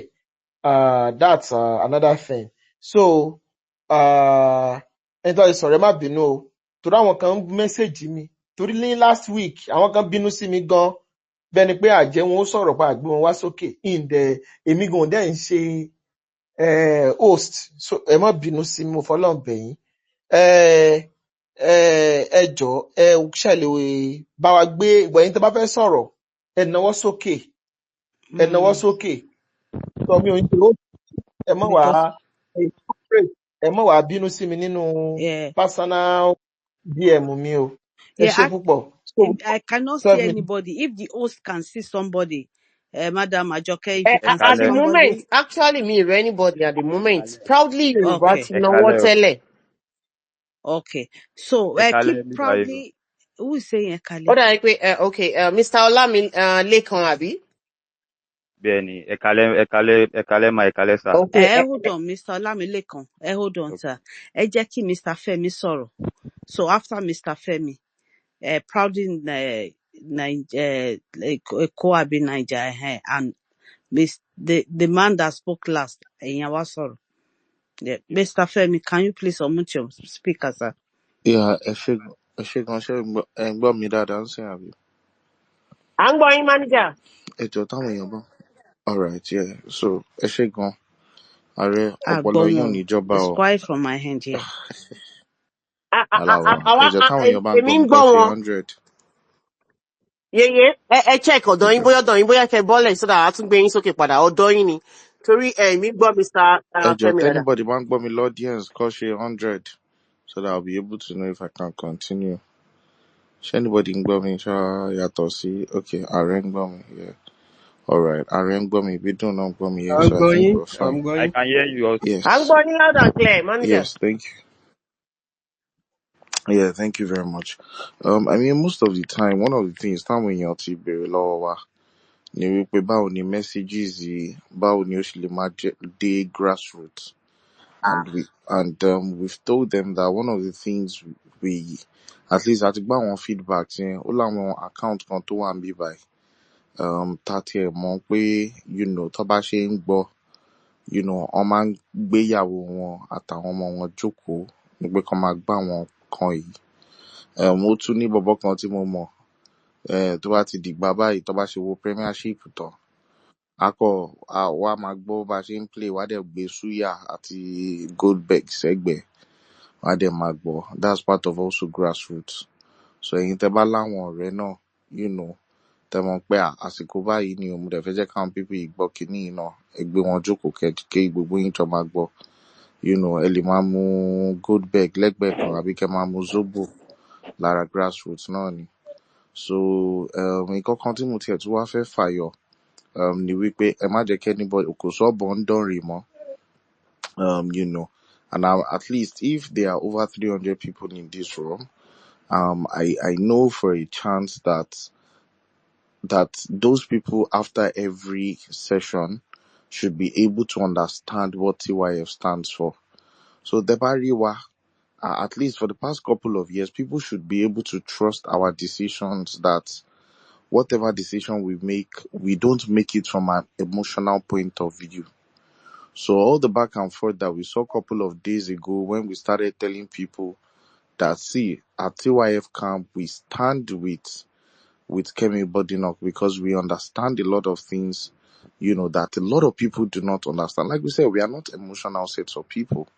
When we sat down a couple of years ago and we decided, most especially when we saw the way the campaign was going, and we decided to stand for Bola Tinubu, they were not emotional decisions. They were think tank decisions where we sat down, thought about the pro and the cons.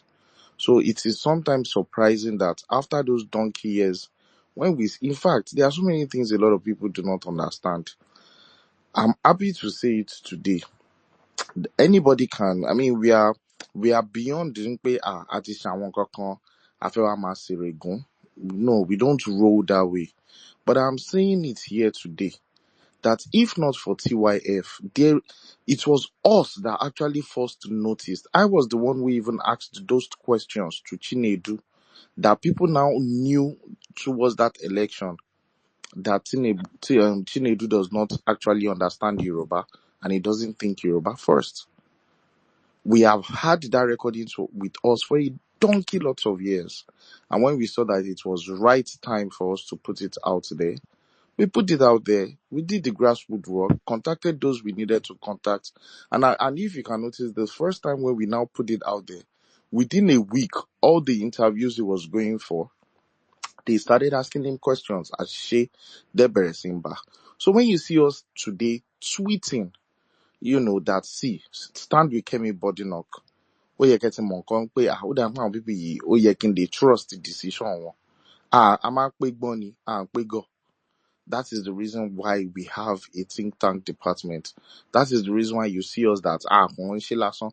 When you see us telling you congratulations to Donald Trump, Ghana, ṣèbáwá là ń sọ pé a fẹ́ secure ilẹ̀ tiwa èèyàn kan wá sọ pé òun fẹ́ secure ilẹ̀ tiẹ̀ so ẹ wá wò ó pé àwọn yẹ ká ju pópó lù ú pé kò ní dáa fún ẹni tó fẹ́ secure ilẹ̀ tiẹ̀ no that is not the way things are done that's the reason why wọ́n máa ń sọ kankan pé I wish unto you what you wish to me you know so and it's also a call of thought for us tẹ bá lọ sókè òkun àbí anywhere tẹ bá bá ra yín ẹ má lọ máa sọ pé there is no man's land nítorí àwọn máa gé tí àwọn ẹlòmíì lọ ẹlòmíì máa jẹ gbájú láàárọ̀ kùtùkùtù you know ẹlòmíì máa jẹ gbájú níbi tó ti wọ metro wọn á nà án kò dẹ̀ sí nǹkan tó máa ṣẹlẹ̀ because this is the era we keep telling you you know that ọmọlúàbí in you must follow you whether you are going to Canada whether you are going to meet Elon Musk or you are going to moon or you are going to Jupiter use hold on to your ọmọlúàbí core principle but tó bá ti jù wá má gọra ẹ o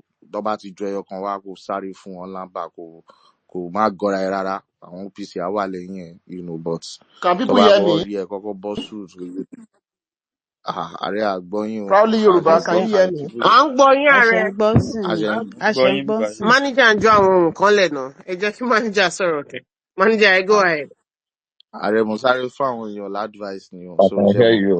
táwọn èèyàn bá ti rí yín láàárọ̀ Monday ẹ wọ suit lọ́ bá ti gbá yín lójú ẹ bọ́ suit you get so ẹ jọ nítorí Ọlọ́run ẹ jẹ́ ká ṣe normal o next election tó ń bọ̀ oyè yín àwọn conservative àwọn náà oyè yín àwọn àgbà gbogbo ẹ̀ left right and center so so as I was saying right so you know preach to as many people as you need to preach to you know go with your cutleries you know have fun invite people for buffet you know talk like I'm an ọmọlúàbí election that is coming, you know, we have to grab as many things as we need to grab. No more trying to be nice. You are not see, there's something I tell people, and I'm sorry. Fún àwọn tó bá lọ́mọdé, ẹ jẹ́ n sáré fún yín 10 seconds kẹ́ di etí wọn fún sentence tí mo fẹ́ sọ yìí. 1, 2, 3, 4 ẹ di etí wọn. Màá sọ̀rọ̀ àgbàlagbà nsìn. See, the way the world works, you must never be a weakling. You have to make sure, even in your place of work, never be a weakling. Because if you're a weakling, the bully around you will want to smack you in the ass and expect you to say thank you. So never be a weakling no matter where you find yourself. Kẹ́ dúró gidigba. Ojú lásán ò lè ṣe o. Náà wọ́n máa gbá ojú ẹ̀ wá tún fẹ́ sọ pé ó yá DJ sùn kó sọ thank you. Wọn à ní rógun àkóbá o. Àwọn gbájú kan dẹ̀ wà ẹ̀ ní recover nílé ayé yìí. So everybody ẹ lọ díra o. Èṣù ò ní ṣe wá o. Èṣù á ṣàwọn ọ̀tá wa but èṣù á ṣàwà in a good way. Àṣẹ, Ó dìgbà o. Ọlọ́run á wà pẹ̀lú gbogbo wa àṣẹ, o. àṣẹ, àṣẹ, àṣẹ. Yeah, because of our time, yeah. Mo kàn fẹ́ sáré ju nǹkan kan sínú ilé. Manager ti mention ẹ nípa ti Kẹ́mi. I won't be going there. But there's a quick one regarding our agencies. This night, yeah, nínú yàrá we are almost 300. Just imagine tí àwọn ọmọ agencies bá join wa. We keep talking about them. Directly or indirectly, we keep blaming them. But there's a saying, what you don't have, you can't give. History was taken away from them. And again, religion was used again to suppress them, that we like it or not. Some of them is what is being preached in the church during the elections, normal law. Irú yàrá yìí ó yẹ kán máa flood bíbá ẹni. Tábà mi mo bá ṣe fẹ́ ṣe nípa ara ọmọ agencies for them to join us. The more we have with them, and they too, they will be able to propagate that. History, they will learn it on this platform. Who they has, their Yorubaness will be, they will understand who they are, and their Yorubaness will come forth more if they can come here and listen. And history as well. I mean, they will know part of the history, even not all, but the ones that is important for them. That is Gen to your. So the Gen Z is me, so it's another thing that I mean the Hegeds needs to come together and think about it. How do we go about that? So that's just my input. Thank you. Because of our time. ẹ jọ ṣé mo lè sọ̀rọ̀ mà ṣé ó ti kàn mí báyìí mà. Yes, please. Yeah. Ẹ kalẹ̀ nǹkan tẹ mẹ́nu bà ń sìn yín náà.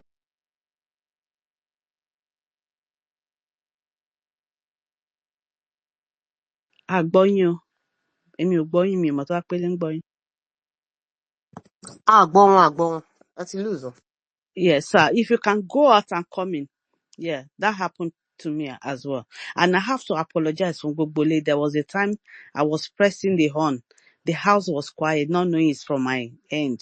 So that I just needed to go out Yorùbá and gbogbo come in. Christianity I'm àti really Islam sorry. tó gbé wọ ilẹ̀ adúláwọ̀ wa lọ.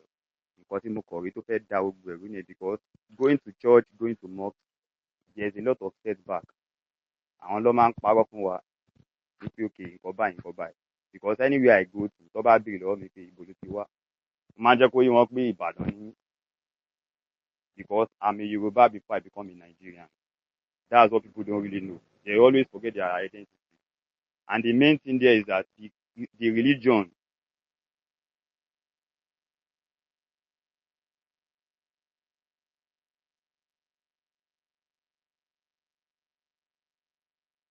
ṣé mi nìkan ní mi gbọ́lé kan mọ́ ni. Uncle, reception yín ó ń fluctuate. At times I gbọ́ yín, tó bá yá àtún gbọ́ yín. Yeah. But if the room is scheduled for 10 o'clock, my time 10, so ṣé room máa kọ̀ déédéé lọ ni or we can still continue? How does it read? We Sorry? have to give the vote of we have to give the vote of thanks. Oh, okay.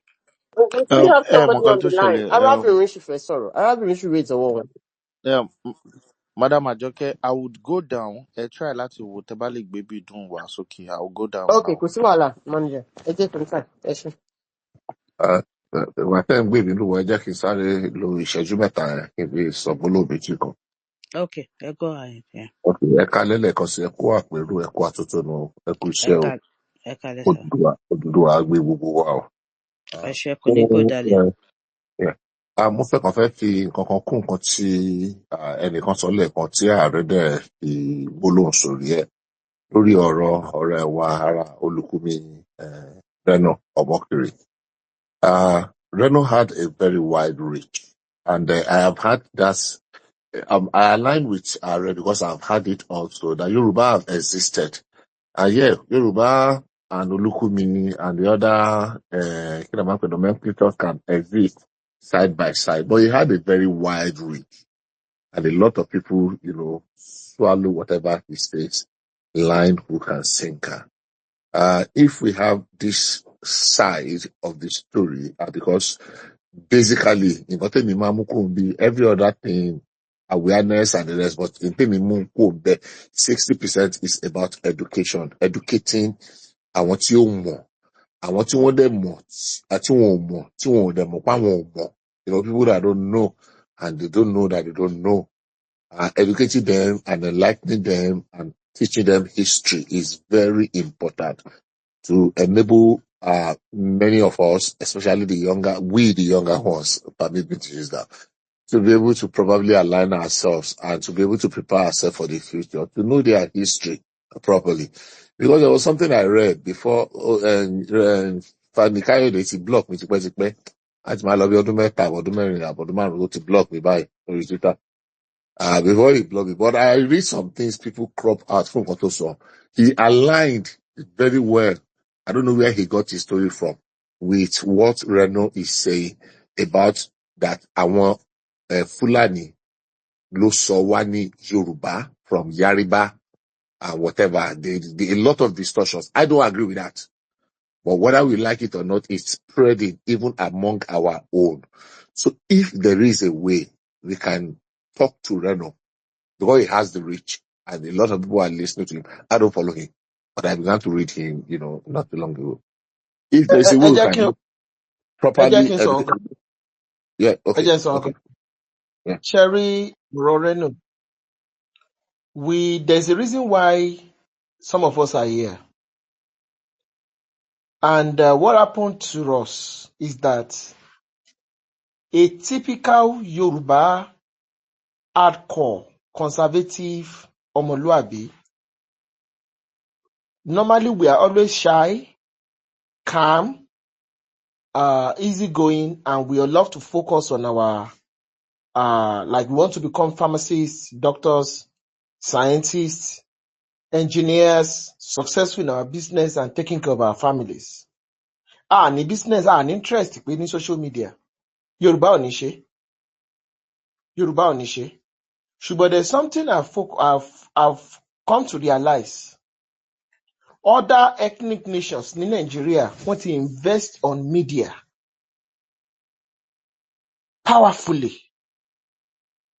And àwọn Yorùbá tó ní the loudest loudspeakers. Àwọn yẹn, àwọn the worst of us ni. Àwọn tó jẹ́ pé I don't want to use strong words. Àwọn tó jẹ́ pé normally ní normal Yorùbá society, they are nobody. But torí pé fojú sí wọn lára yẹn, àwọn ni wọ́n ní loudspeaker, followership on social media. And we are in the age of social media politics. And nǹkan ti change láyé gan. And we need to also pay attention to this reality. So because we are in the age of social media politics, that's why people like us are here. People like me are here. And bí Reno ṣe ní reach, lẹ́yìn náà ní reach. Reno did not build that reach in 1 year or 2 years. We are also going to build that reach. We will use our own platforms and to also propagate our own message. Ntí Reno, ẹ rí pé ntí Reno ń ṣe, Reno máa ń sọ ní Lùkúmí Yorùbá ló ń sọ ń sìn, ó ti ń mix ẹ̀ papọ̀. Lùkúmí Yorùbá ló ń sọ. So ẹ fi ọ̀rọ̀ Reno sílẹ̀. Ṣé gbọ́?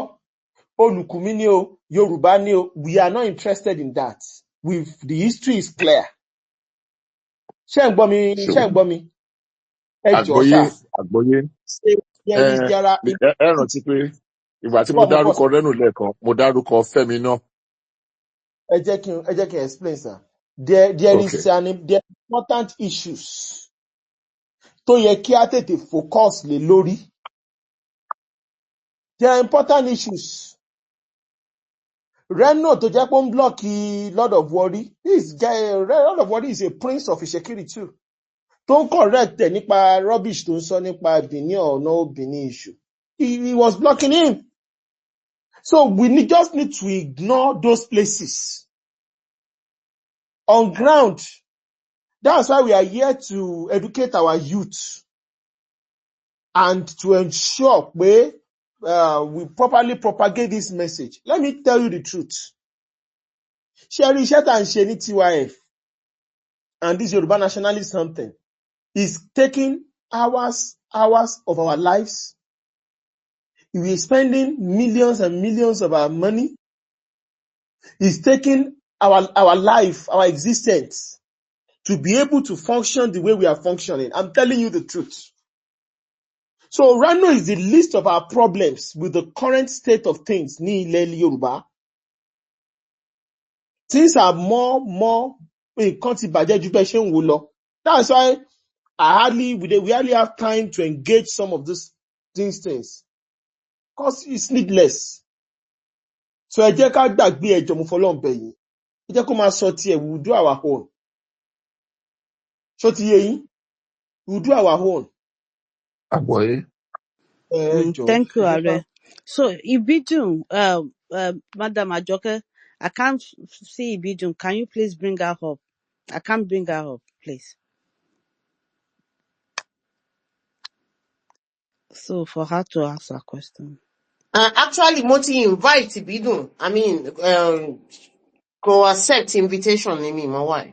Okay, so Ibidun, if you are there, can you please accept the invite, please? I think she needs to go out and come back. Yeah, Okay, okay. because I looked for her, I can't find her. That's how she can get Yeah, in. that happened It's to me sort too. of- So So Ibidun, please go out and come in. Moremi on stage. Moremi, okay. Moremi. Moremi, if you are there, can you please unmute your mic, please? Okay. Oh, okay. Arábìnrin Moremi, okay. So ẹ jọ̀ọ́ ẹ gbóhùn sókè mà. Okay, ẹ ṣé. Tẹ̀síwájú sí ẹ̀mí kò fẹ́ sọ̀rọ̀ lórí tọ́pìkì ká tó round up pé identity politics ẹ̀yin Yorùbá kan wà tó jẹ́ pé ẹ gọ̀ débi pé ẹ̀yin gangan lẹ fẹ́ lọ fún wọn lágbára yẹn pé I am a good one, Nigeria. I love everybody. I want to give them everything. Over Sora Idieru lórí ancestral land bàbá ẹ. Something that your forefather fought for. And I will say this. Ṣé rí reason tẹ̀sẹ̀ láwa kan tá à ń pariwo lórí Twitter ni pé direct great father wa wọ́n wà lára àwọn tó yẹ pé wọ́n fi gbogbo ayé wọn jà fúnlẹ̀ Yorùbá. Yeah. A lè gbà kí sọ́wádìí lórí burúkú. A nígbà o. Maybe by force, by fire. Love yourself. Then you'll be able to think about yourself first. Because ta ló máa lọ́pọlọ lórí ní 21st century. Tá dúró àwọn ọmọ Ìgbò yẹn máa contest nílẹ̀ Yorùbá nìbàdàn, l'Ékòó, l'Oǹdó. Tó bá wá dé position yẹn, àwọn tẹ́sí fi sí position yẹn tẹ́lẹ̀. Nǹkan tó yẹ yín right yín lórí ilẹ̀ bàbá yín. Your ancestral right that is coming from the central. Wọ́n máa lọ káwọn ọmọ ìlú wọn wá, wọ́n máa pín lára àwọn ọmọ ìlú wọn. Wọ́n fẹ́ sọ yín di tuale. Ṣé ọmọ yẹn máa ń ká mi lára tí ń bá rọ ọmọ Yorùbá? Bóyá ọmọ ṣé Yíbò kan ló change lọ́wọ́ wá ṣe tuale. Ó máa ń ní mí ní gbogbo ara dé sán mi pé ìwọ ọmọ aládé, àwọn tó gbé di lásán wọ̀lú bàbá ẹ̀. Ìwọ ọmọ aládé, ọmọ káàárọ̀ oòjíire. Àwọn tó gbé di lásán náà gbé wọ̀lú bàbá ẹ̀. Mi ò bàyàn jẹ́ o, these are facts. Nǹkan tí mo gbọ́njú mọ̀ ni. Àwọn tó gbé nú ibi tó ń kó ajá sí náà máa kọ́ ọmọ sí. Àwọn yẹn ló fẹ́ fún ní agbára láti sọ ẹ́ di ẹrú lórí ilẹ̀ bàbá ẹ̀ ní 21st century. Look at Trump. Ẹ wo adúrú iṣẹ́ tí Elon Musk tó ṣe fún Trump lórí street yìí. They deliberately bought this app for America. One of the reasons why they bought this app. Ẹ wo adúrú iṣẹ́ tí màá yẹn ṣe fún Trump. And if you look at it, kò ń ṣe Trump gangan ni màá yẹn ṣiṣẹ́ fún directly. America is soil because ó mọ̀ pé òun ò ní bòmí tóun fẹ́ lọ. Táwọn immigrant bá gbàlú mọ́ òun lọ́wọ́, òun máa di minority, òun ò ní say lórí ilẹ̀ bàbá òun mọ́. Tó bá pàwọn kan wá dàbí ẹ̀yìn ẹran yẹn tó yẹ pé à ń pariwo pé àwọn people yí agenda wọn nìyí ń gbà yẹn. Gbogbo 2003 yẹn mo fẹ́ yàwé, mo fẹ́ diwé like èèyàn kan tó close mọ́ mi pè mí pé have you run mad? Why tó ń ṣe báyìí lórí Instagram? This is not the Jumoke I know. I swear to God. Because mo fẹ́ yàwé. A tún try láti ẹ̀sìn educate pé agenda wa ń bi àwọn people yìí overall power náà ń wá. Ẹ wá imagine gbogbo damage tó ń ṣe lẹ́kọ̀ọ́ tó ń fowó drug lọ dé àwọn bákan lẹ́nu. Kóbi wa lọ win tí yóò bá ti ta. They want to build community that your people will not be able to access in your land in 21st century. Ẹ̀yin ọba aládé, wọ́n fẹ́ build community sínú ìlú yín. Ìlú tí bàbá yín jẹ́ ìyà jìṣẹ́ tó tẹ̀jẹ̀ sílẹ̀ sí. Àwọn ọmọ ẹran tó wá lọ kó wá láti inú igbó tó lọ kó wá, àwọn yẹn wá fẹ́ build community táwọn ọmọ aládé ò ní lè access. Ẹ rò pé tóbi bá win wọn ní achieve ẹ̀. Ọlọ́run tó bá pè ní òbí win ni, God kò tí ẹ lè win náà, kò ní win, a máa ṣiṣẹ́ ni, kò lè win. Tó bá pọ̀ bí ẹ rí pé wọ́n ìtẹ̀sí rò pé bóyin ka wọn lára. If I think about it now, pẹ̀lú bàbá tó wá bá mi ní Tuesday tájọ sọ̀rọ̀, tí n bá ro gbogbo ẹ̀ pọ̀, this is the why they are so pain. Pọ̀bí ò wọlé. Because they need the overall power to seal their madness. They want to create community in your land that you will not be able to access. Lábúlé Àdó, Ìgbò ń ra ilẹ̀ tó jẹ́ pé òun ló ń bulẹ̀ táwọn ọmọ Ìgbò ẹgbẹ́. Yorùbá, go and love yourself by force, by fire. Òṣèlú ìlú ẹ̀, iṣẹ́ ayé ẹ̀ ni. Tó bá ti fi rẹ́ lómi, ó máa dẹrú, ó máa sìn gbà lórí ilẹ̀ bàbá ẹ̀. I will not say more than this. Àwa kan à ń ṣe lórí WhatsApp, à ń ṣe everywhere. It's not coherent with Twitter. This is not for engagement's sake. It's to reorientate our people's mind. Kọ́ rí nǹkan tó ń ṣẹlẹ̀ lágbègbè wọn. Kọ́ rí pé àwọn táwọn bá sùn, táwọn bá ṣí àgbègbè nǹkan tí àwọn ìyá àwọn bàbá àwọn jìyà jẹ̀ṣẹ́ fún. Wọ́n fẹ́ gba ipò lọ́wọ́ àwọn ni. Wọ́n fẹ́ lé wọn kúrò nílẹ̀ yẹn kọ́ gbà ni. They want to build a community you will not be able to access in Yoruba land. Àwọn ẹ̀wọ̀, àwọn tó yẹ pé ìdí lásán náà gbé wọnú community bàbá mi. Ọlọ́run Olódùmarè ń gbọ́ Ògún gbọ́. Àwọn tó pé ìdí lásán náà gbé wọnú community bàbá mi ní early 90s. tó yẹ pé bí tó máa kó àwọn ọmọ ẹran wọn sí inú ahoro yẹn tó máa kó àwọn ọmọ ẹran sí náà máa kó àwọn ọmọ wọn sí láì wọṣọ. Mi ò bá rán kankan jẹ́ o, nǹkan tí mo gbọ́njúmọ̀ ni mò ń sọ. Àwọn yẹn ní wọ́n fẹ́ fowó drug wọ́n fẹ́ fi build community sínú ìlú yín. Ẹ wá rò community wọn fẹ́ build yín wọn love yín tó bá build community yẹn wọn ní jẹ́ kẹ́tì ẹ̀ lè access rárá. Ṣé ẹ rò pé tóbi bá wọlé gbogbo eléyìí tá à ń ṣe a máa rí ṣe wàhálà ẹlòmíì inú wa gan àti gbé nǹkan jẹ àti kù but àdúpẹ́ pé yẹn ò ṣẹlẹ̀. So síwájú sí a máa pariwo onírẹ̀wà ẹ kúṣẹ́ takuntakun o. Miss Ajoke Ààrẹ obìnrin àkànṣe I greet everybody. I yield the mic. ẹ wò ẹ mo ṣé fún yín ní ẹ ṣé gbòòsà. ẹ ṣé ìyá wa, ẹ ṣé gidi gan, thank you. And màá kàn sọ̀rọ̀ ṣókí lórí nǹkan tí ìyá wa sọ. As we speak now, we are 133 and gbadata dẹ̀ bẹ̀rẹ̀, we are almost 300. Tí gbogbo wa bá lè ní mind pé at least by next week ó kéré jù each of us tá bá lè mú two genses wá because àwọn ọmọ yìí ní ọjọ́ iwájú wa.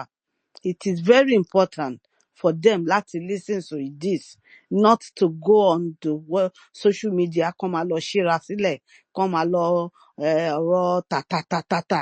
Let's start changing their mind. Let them, start having a news, focus in life. Kán mọ ní tán jẹ́. So ẹ jọ̀ọ́ gbogbo wa tá wà ń bíbà by next week 2 genses ẹ jẹ́ ká fi ṣiṣẹ́ ṣe lódùmarè á fún wa ṣe ṣeun. Ta ló tún fẹ́ ṣé ìbídùn ti wá sókè? Move Mi ò on. rí We ìbídùn. have Ẹjọ́ ààrẹ.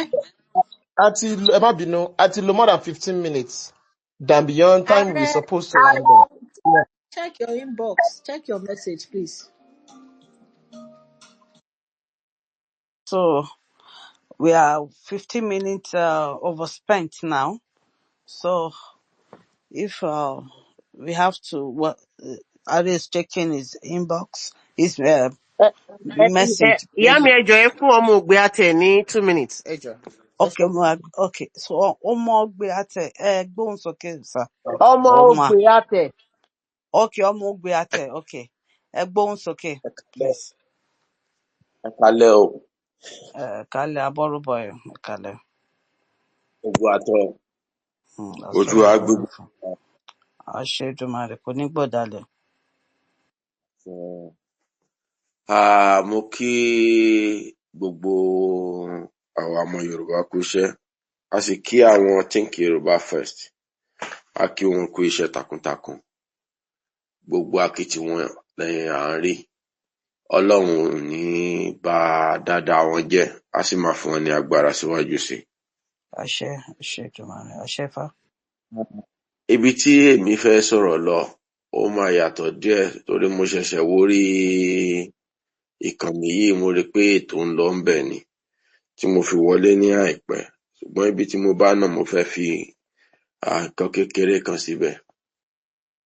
Tí a bá wo ẹ̀yìn wò, tí a bá wo bí àwọn bàbá wa, àwọn aṣáájú wa bí wọ́n ṣe ṣe, bóyá ó yẹ kí a kẹ́kọ̀ọ́ díẹ̀ lára wọn. Torí lóòótọ́ a ti ń bára wa sọ̀rọ̀ even tí ò ń ṣe orí ẹ̀rọ ayélujára. À ń polongo, polongo wípé kí a jí sí ara, ká má fi ilẹ̀ wa, ká má fi tàfàlà. Ṣùgbọ́n bí àwọn bàbá wa ṣe gbégbé ṣe rìn ní àsìkò tiwọn, ǹjẹ́ àwa náà rìn bẹ́ẹ̀? Nígbà tí àwọn bàbá wa Awólọ́wọ̀, bàbá Rósìjì, gbogbo wọn, nígbà tí wọ́n wò wípé àwọn ọmọ Ìgbò yìí ó dàbí pé wọn fẹ́ gbà lẹ́rọ̀, torí pé Ìgbò ti ní Ìgbò Federal Union tí wọ́n fi ń rọ ọmọ Yorùbá. Wọ́n parapọ̀, wọ́n lọ dá ẹgbẹ́ sílẹ̀, ẹgbẹ́ ọmọ Oòduà tó jẹ́ ti Yorùbá pọ́nbélé, tó bẹ̀rẹ̀ sí ní kọ́ àwọn èèyàn wa lẹ́kọ̀ọ́ tí wọ́n ń kó wọn papọ̀ mọ́ra títí Ọlọ́run fi àṣẹ ilẹ̀ Yorùbá lé wọn lọ́wọ́. Ǹjẹ́ ó yẹ káwa náà wá gbójú sẹ́gbẹ̀ẹ́, káwa náà má ní nǹkan báyẹn láti ṣe?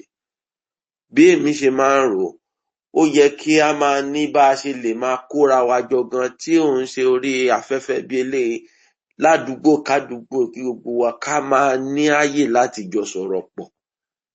Ìgbà yẹn la lè máa fi nǹkan yéra wa dáadáa. Tí ò bá ì dé ibẹ̀, àti ní àṣeyọrí tó kúnná. So mo sì ń sọ náà ní kíní ní orí handle mi ní orí Twitter. Igbe tèmi máa ń pariwo ní gbogbo ìgbà ní pé ká má fi ìjọba pé à ń dìbò fún torí pé kíní mo fẹ́ràn Tinubu o, ṣùgbọ́n kì í ṣe kí ọ̀rọ̀ Tinubu nìkan ló wà ńlẹ̀. Ibi a ṣe rìn tí a gba ìjọba autonomy fún ilẹ̀ wa bá tẹ̀ wá nínú ilẹ̀ Nàìjíríà, àní kí a máa ṣèjọba tiwa tí ó máa mú wa tẹ̀síwájú ó ṣe pàtàkì. Ṣùgbọ́n nígbà ọ̀pọ̀lọpọ̀ ìgbà àwọn èèyàn wa gan ò kà á kún. Ó yẹ ká bẹ̀rẹ̀ sí ní ká máa kóra wa jọ, ká máa bára wa pèrò bí a ṣe máa fún ìjọba Nàìjíríà lọ́rùn tí ó fi oníkálukú sí ààyè tiẹ̀ lọ́tọ̀ọ̀tọ̀. Oko ìjẹ́ ti bàbá tọmọ kó má làálàá, wọn sì gbọ́dọ̀ sọ ẹran mọ́ ẹran kó kankan pa. Kò ń ṣe ẹ wo lẹ́nu ọjọ́ mẹ́ta yìí sìn, wọ́n ní kinní kan tún ti jáde nílẹ̀ Haúsá, Lukarawa, ìyẹn àwọn oní jàgídíjàgan ẹ̀sìn àti wọ́n náà ti jáde. Owó tí wọ́n ń rí níbí ni wọ́n fi máa tún lọ jagun yẹn lọ́hùn. Ǹjẹ́ bí wọ́n bá wá tó bá jẹ́ pé kì í ṣe wípé wọ́n rí owó kó nílẹ̀ Yorùbá àti ibi tó kù, ṣé wọ́n ó mọ̀ fi owó wọn tí wọ́n ó mọ̀ fi lọ máa ja ogun à ń para wa nítorí ẹ̀sìn àbí nítorí kíní kan? Torí náà bí wọ́n ṣe kó wa kọ̀ tán kó ẹyẹlé mọ́ ẹdìyẹ yìí kò dára rárá. Ẹ jẹ́ ká gbé ohùn sókè kí gbogbo wa máa wí ní ohùn kan wípé a fẹ́ bí wọ́n ṣe ń gbogbo wa pọ̀ mọ́. Bá ní kí Nàìjíríà ó dúró, ìyẹn ò ní pé kí wọ́n wá bà tiwa jẹ́ sínú. Ẹ dákun ẹ jẹ́ kí a bẹ̀rẹ̀ sí ní ṣiṣẹ́ lórí ẹ̀. Bá a ṣe máa pera wa pọ̀ tí a lè máa sọ̀rọ̀. Bí Yorùbá gan ṣe máa ní convention ní ọdọọdún, bá a ṣe lè rí àwọn ọba wa hun jọ mọ́ra. Mo ní project kan tí mo ṣe sínú ilé tó jẹ́ pé mo fẹ́ gbé lọ sí ọ̀dọ̀ Kábíyèsí ní Ifẹ̀ láti mú Yorùbá láti political power nílẹ̀ Yorùbá bá a ṣe lè hun kó lágbára sí, tí àwọn ọba wa náà máa rí ọ̀rọ̀ sọ torí àwọn ọba wa ò ní agbára mọ́, wọ́n ti sọ wọ́n di yẹ̀yẹ́ nínú Nàìjíríà. Torí náà iṣẹ́ yìí ti di ọwọ́ gbogbo wa láti ṣe, láti bẹ̀rẹ̀ sí ṣe àpérò. Ọlọ́run ràn wá lọ́wọ́, Ọlọ́run Olódùmarè á dúró tì wá fún wa ṣe. Àwọn ọmọ táwa ẹ náà ṣe bí wọn ní Ọlọ́run á fún wa lóye láti gbé wọn síbi wọn àṣẹ lẹ́yìn wa. ẹ Ọ̀rọ̀ mi ò jù àṣẹ báyìí lọ. ẹ ṣé gan ni sir. ṣe ti join TYF. Bẹ́ẹ̀ ni mo ti jẹ́ òun. Ẹ ṣé. Kò sí wàhálà gbà mí, Bẹ́ẹ̀ ni. kò sí wàhálà. Ẹ jẹ́ yẹ ká ètò wrap up, ẹ jọ̀ọ́. Ẹ jẹ́ ká Ó wrap dà up, it's pé time. ìbídùn mi ò rí ìbídùn àtọ̀, Ẹ má so wọlé, ó dà ẹ pé jẹ́ a ká máa wrap ní up. láti so obìnrin àkànṣe ẹ jọ̀ọ́ tẹ́ ẹ bá ráyè ṣe fún wa ní closing remark please. Closing remark. Wọn ò sí níbẹ̀, yín náà lè fún wa. Àjọkẹ́ Madam Àjọkẹ́ àgbẹ̀. Okay, Madam Àjọkẹ́ ṣe fún wa ẹ ní jẹ́ kí closing èyí remark. fún wa. Ẹ ṣé. Okay, Olódùmarè, Adániwáyé má gbàgbé ẹni. Lord, we thank you. We appreciate you. We thank you for today's lecture. It's been awesome. A lot of knowledge has been passed. We're using this opportunity to thank Are for a time like this that is made for this generation. And ilẹ̀ Yorùbá ò ní parẹ́, gbogbo àwa tá à ń wá ní every Saturday agbára Ọlọ́run àníwá kankan nu wa tí o. Àwọn ọmọ wa gangan ló jọ wá lógún. Ẹ jẹ́ ká polówó platform yìí fún wọn, kán wá kọ́ ẹ̀kọ́, kán wá mọ irú ẹni tó ń jẹ́ nínú ayé, so the Yorubaness will not die within them. So thank you for today's lecture. We say thank you for coming all the time. That whenever we invite you, you're always here. Thank you so much. So we have no option than to close the room for now. And then we'll meet again next week, Saturday, at the same time. Thank you. Love you all. Bye.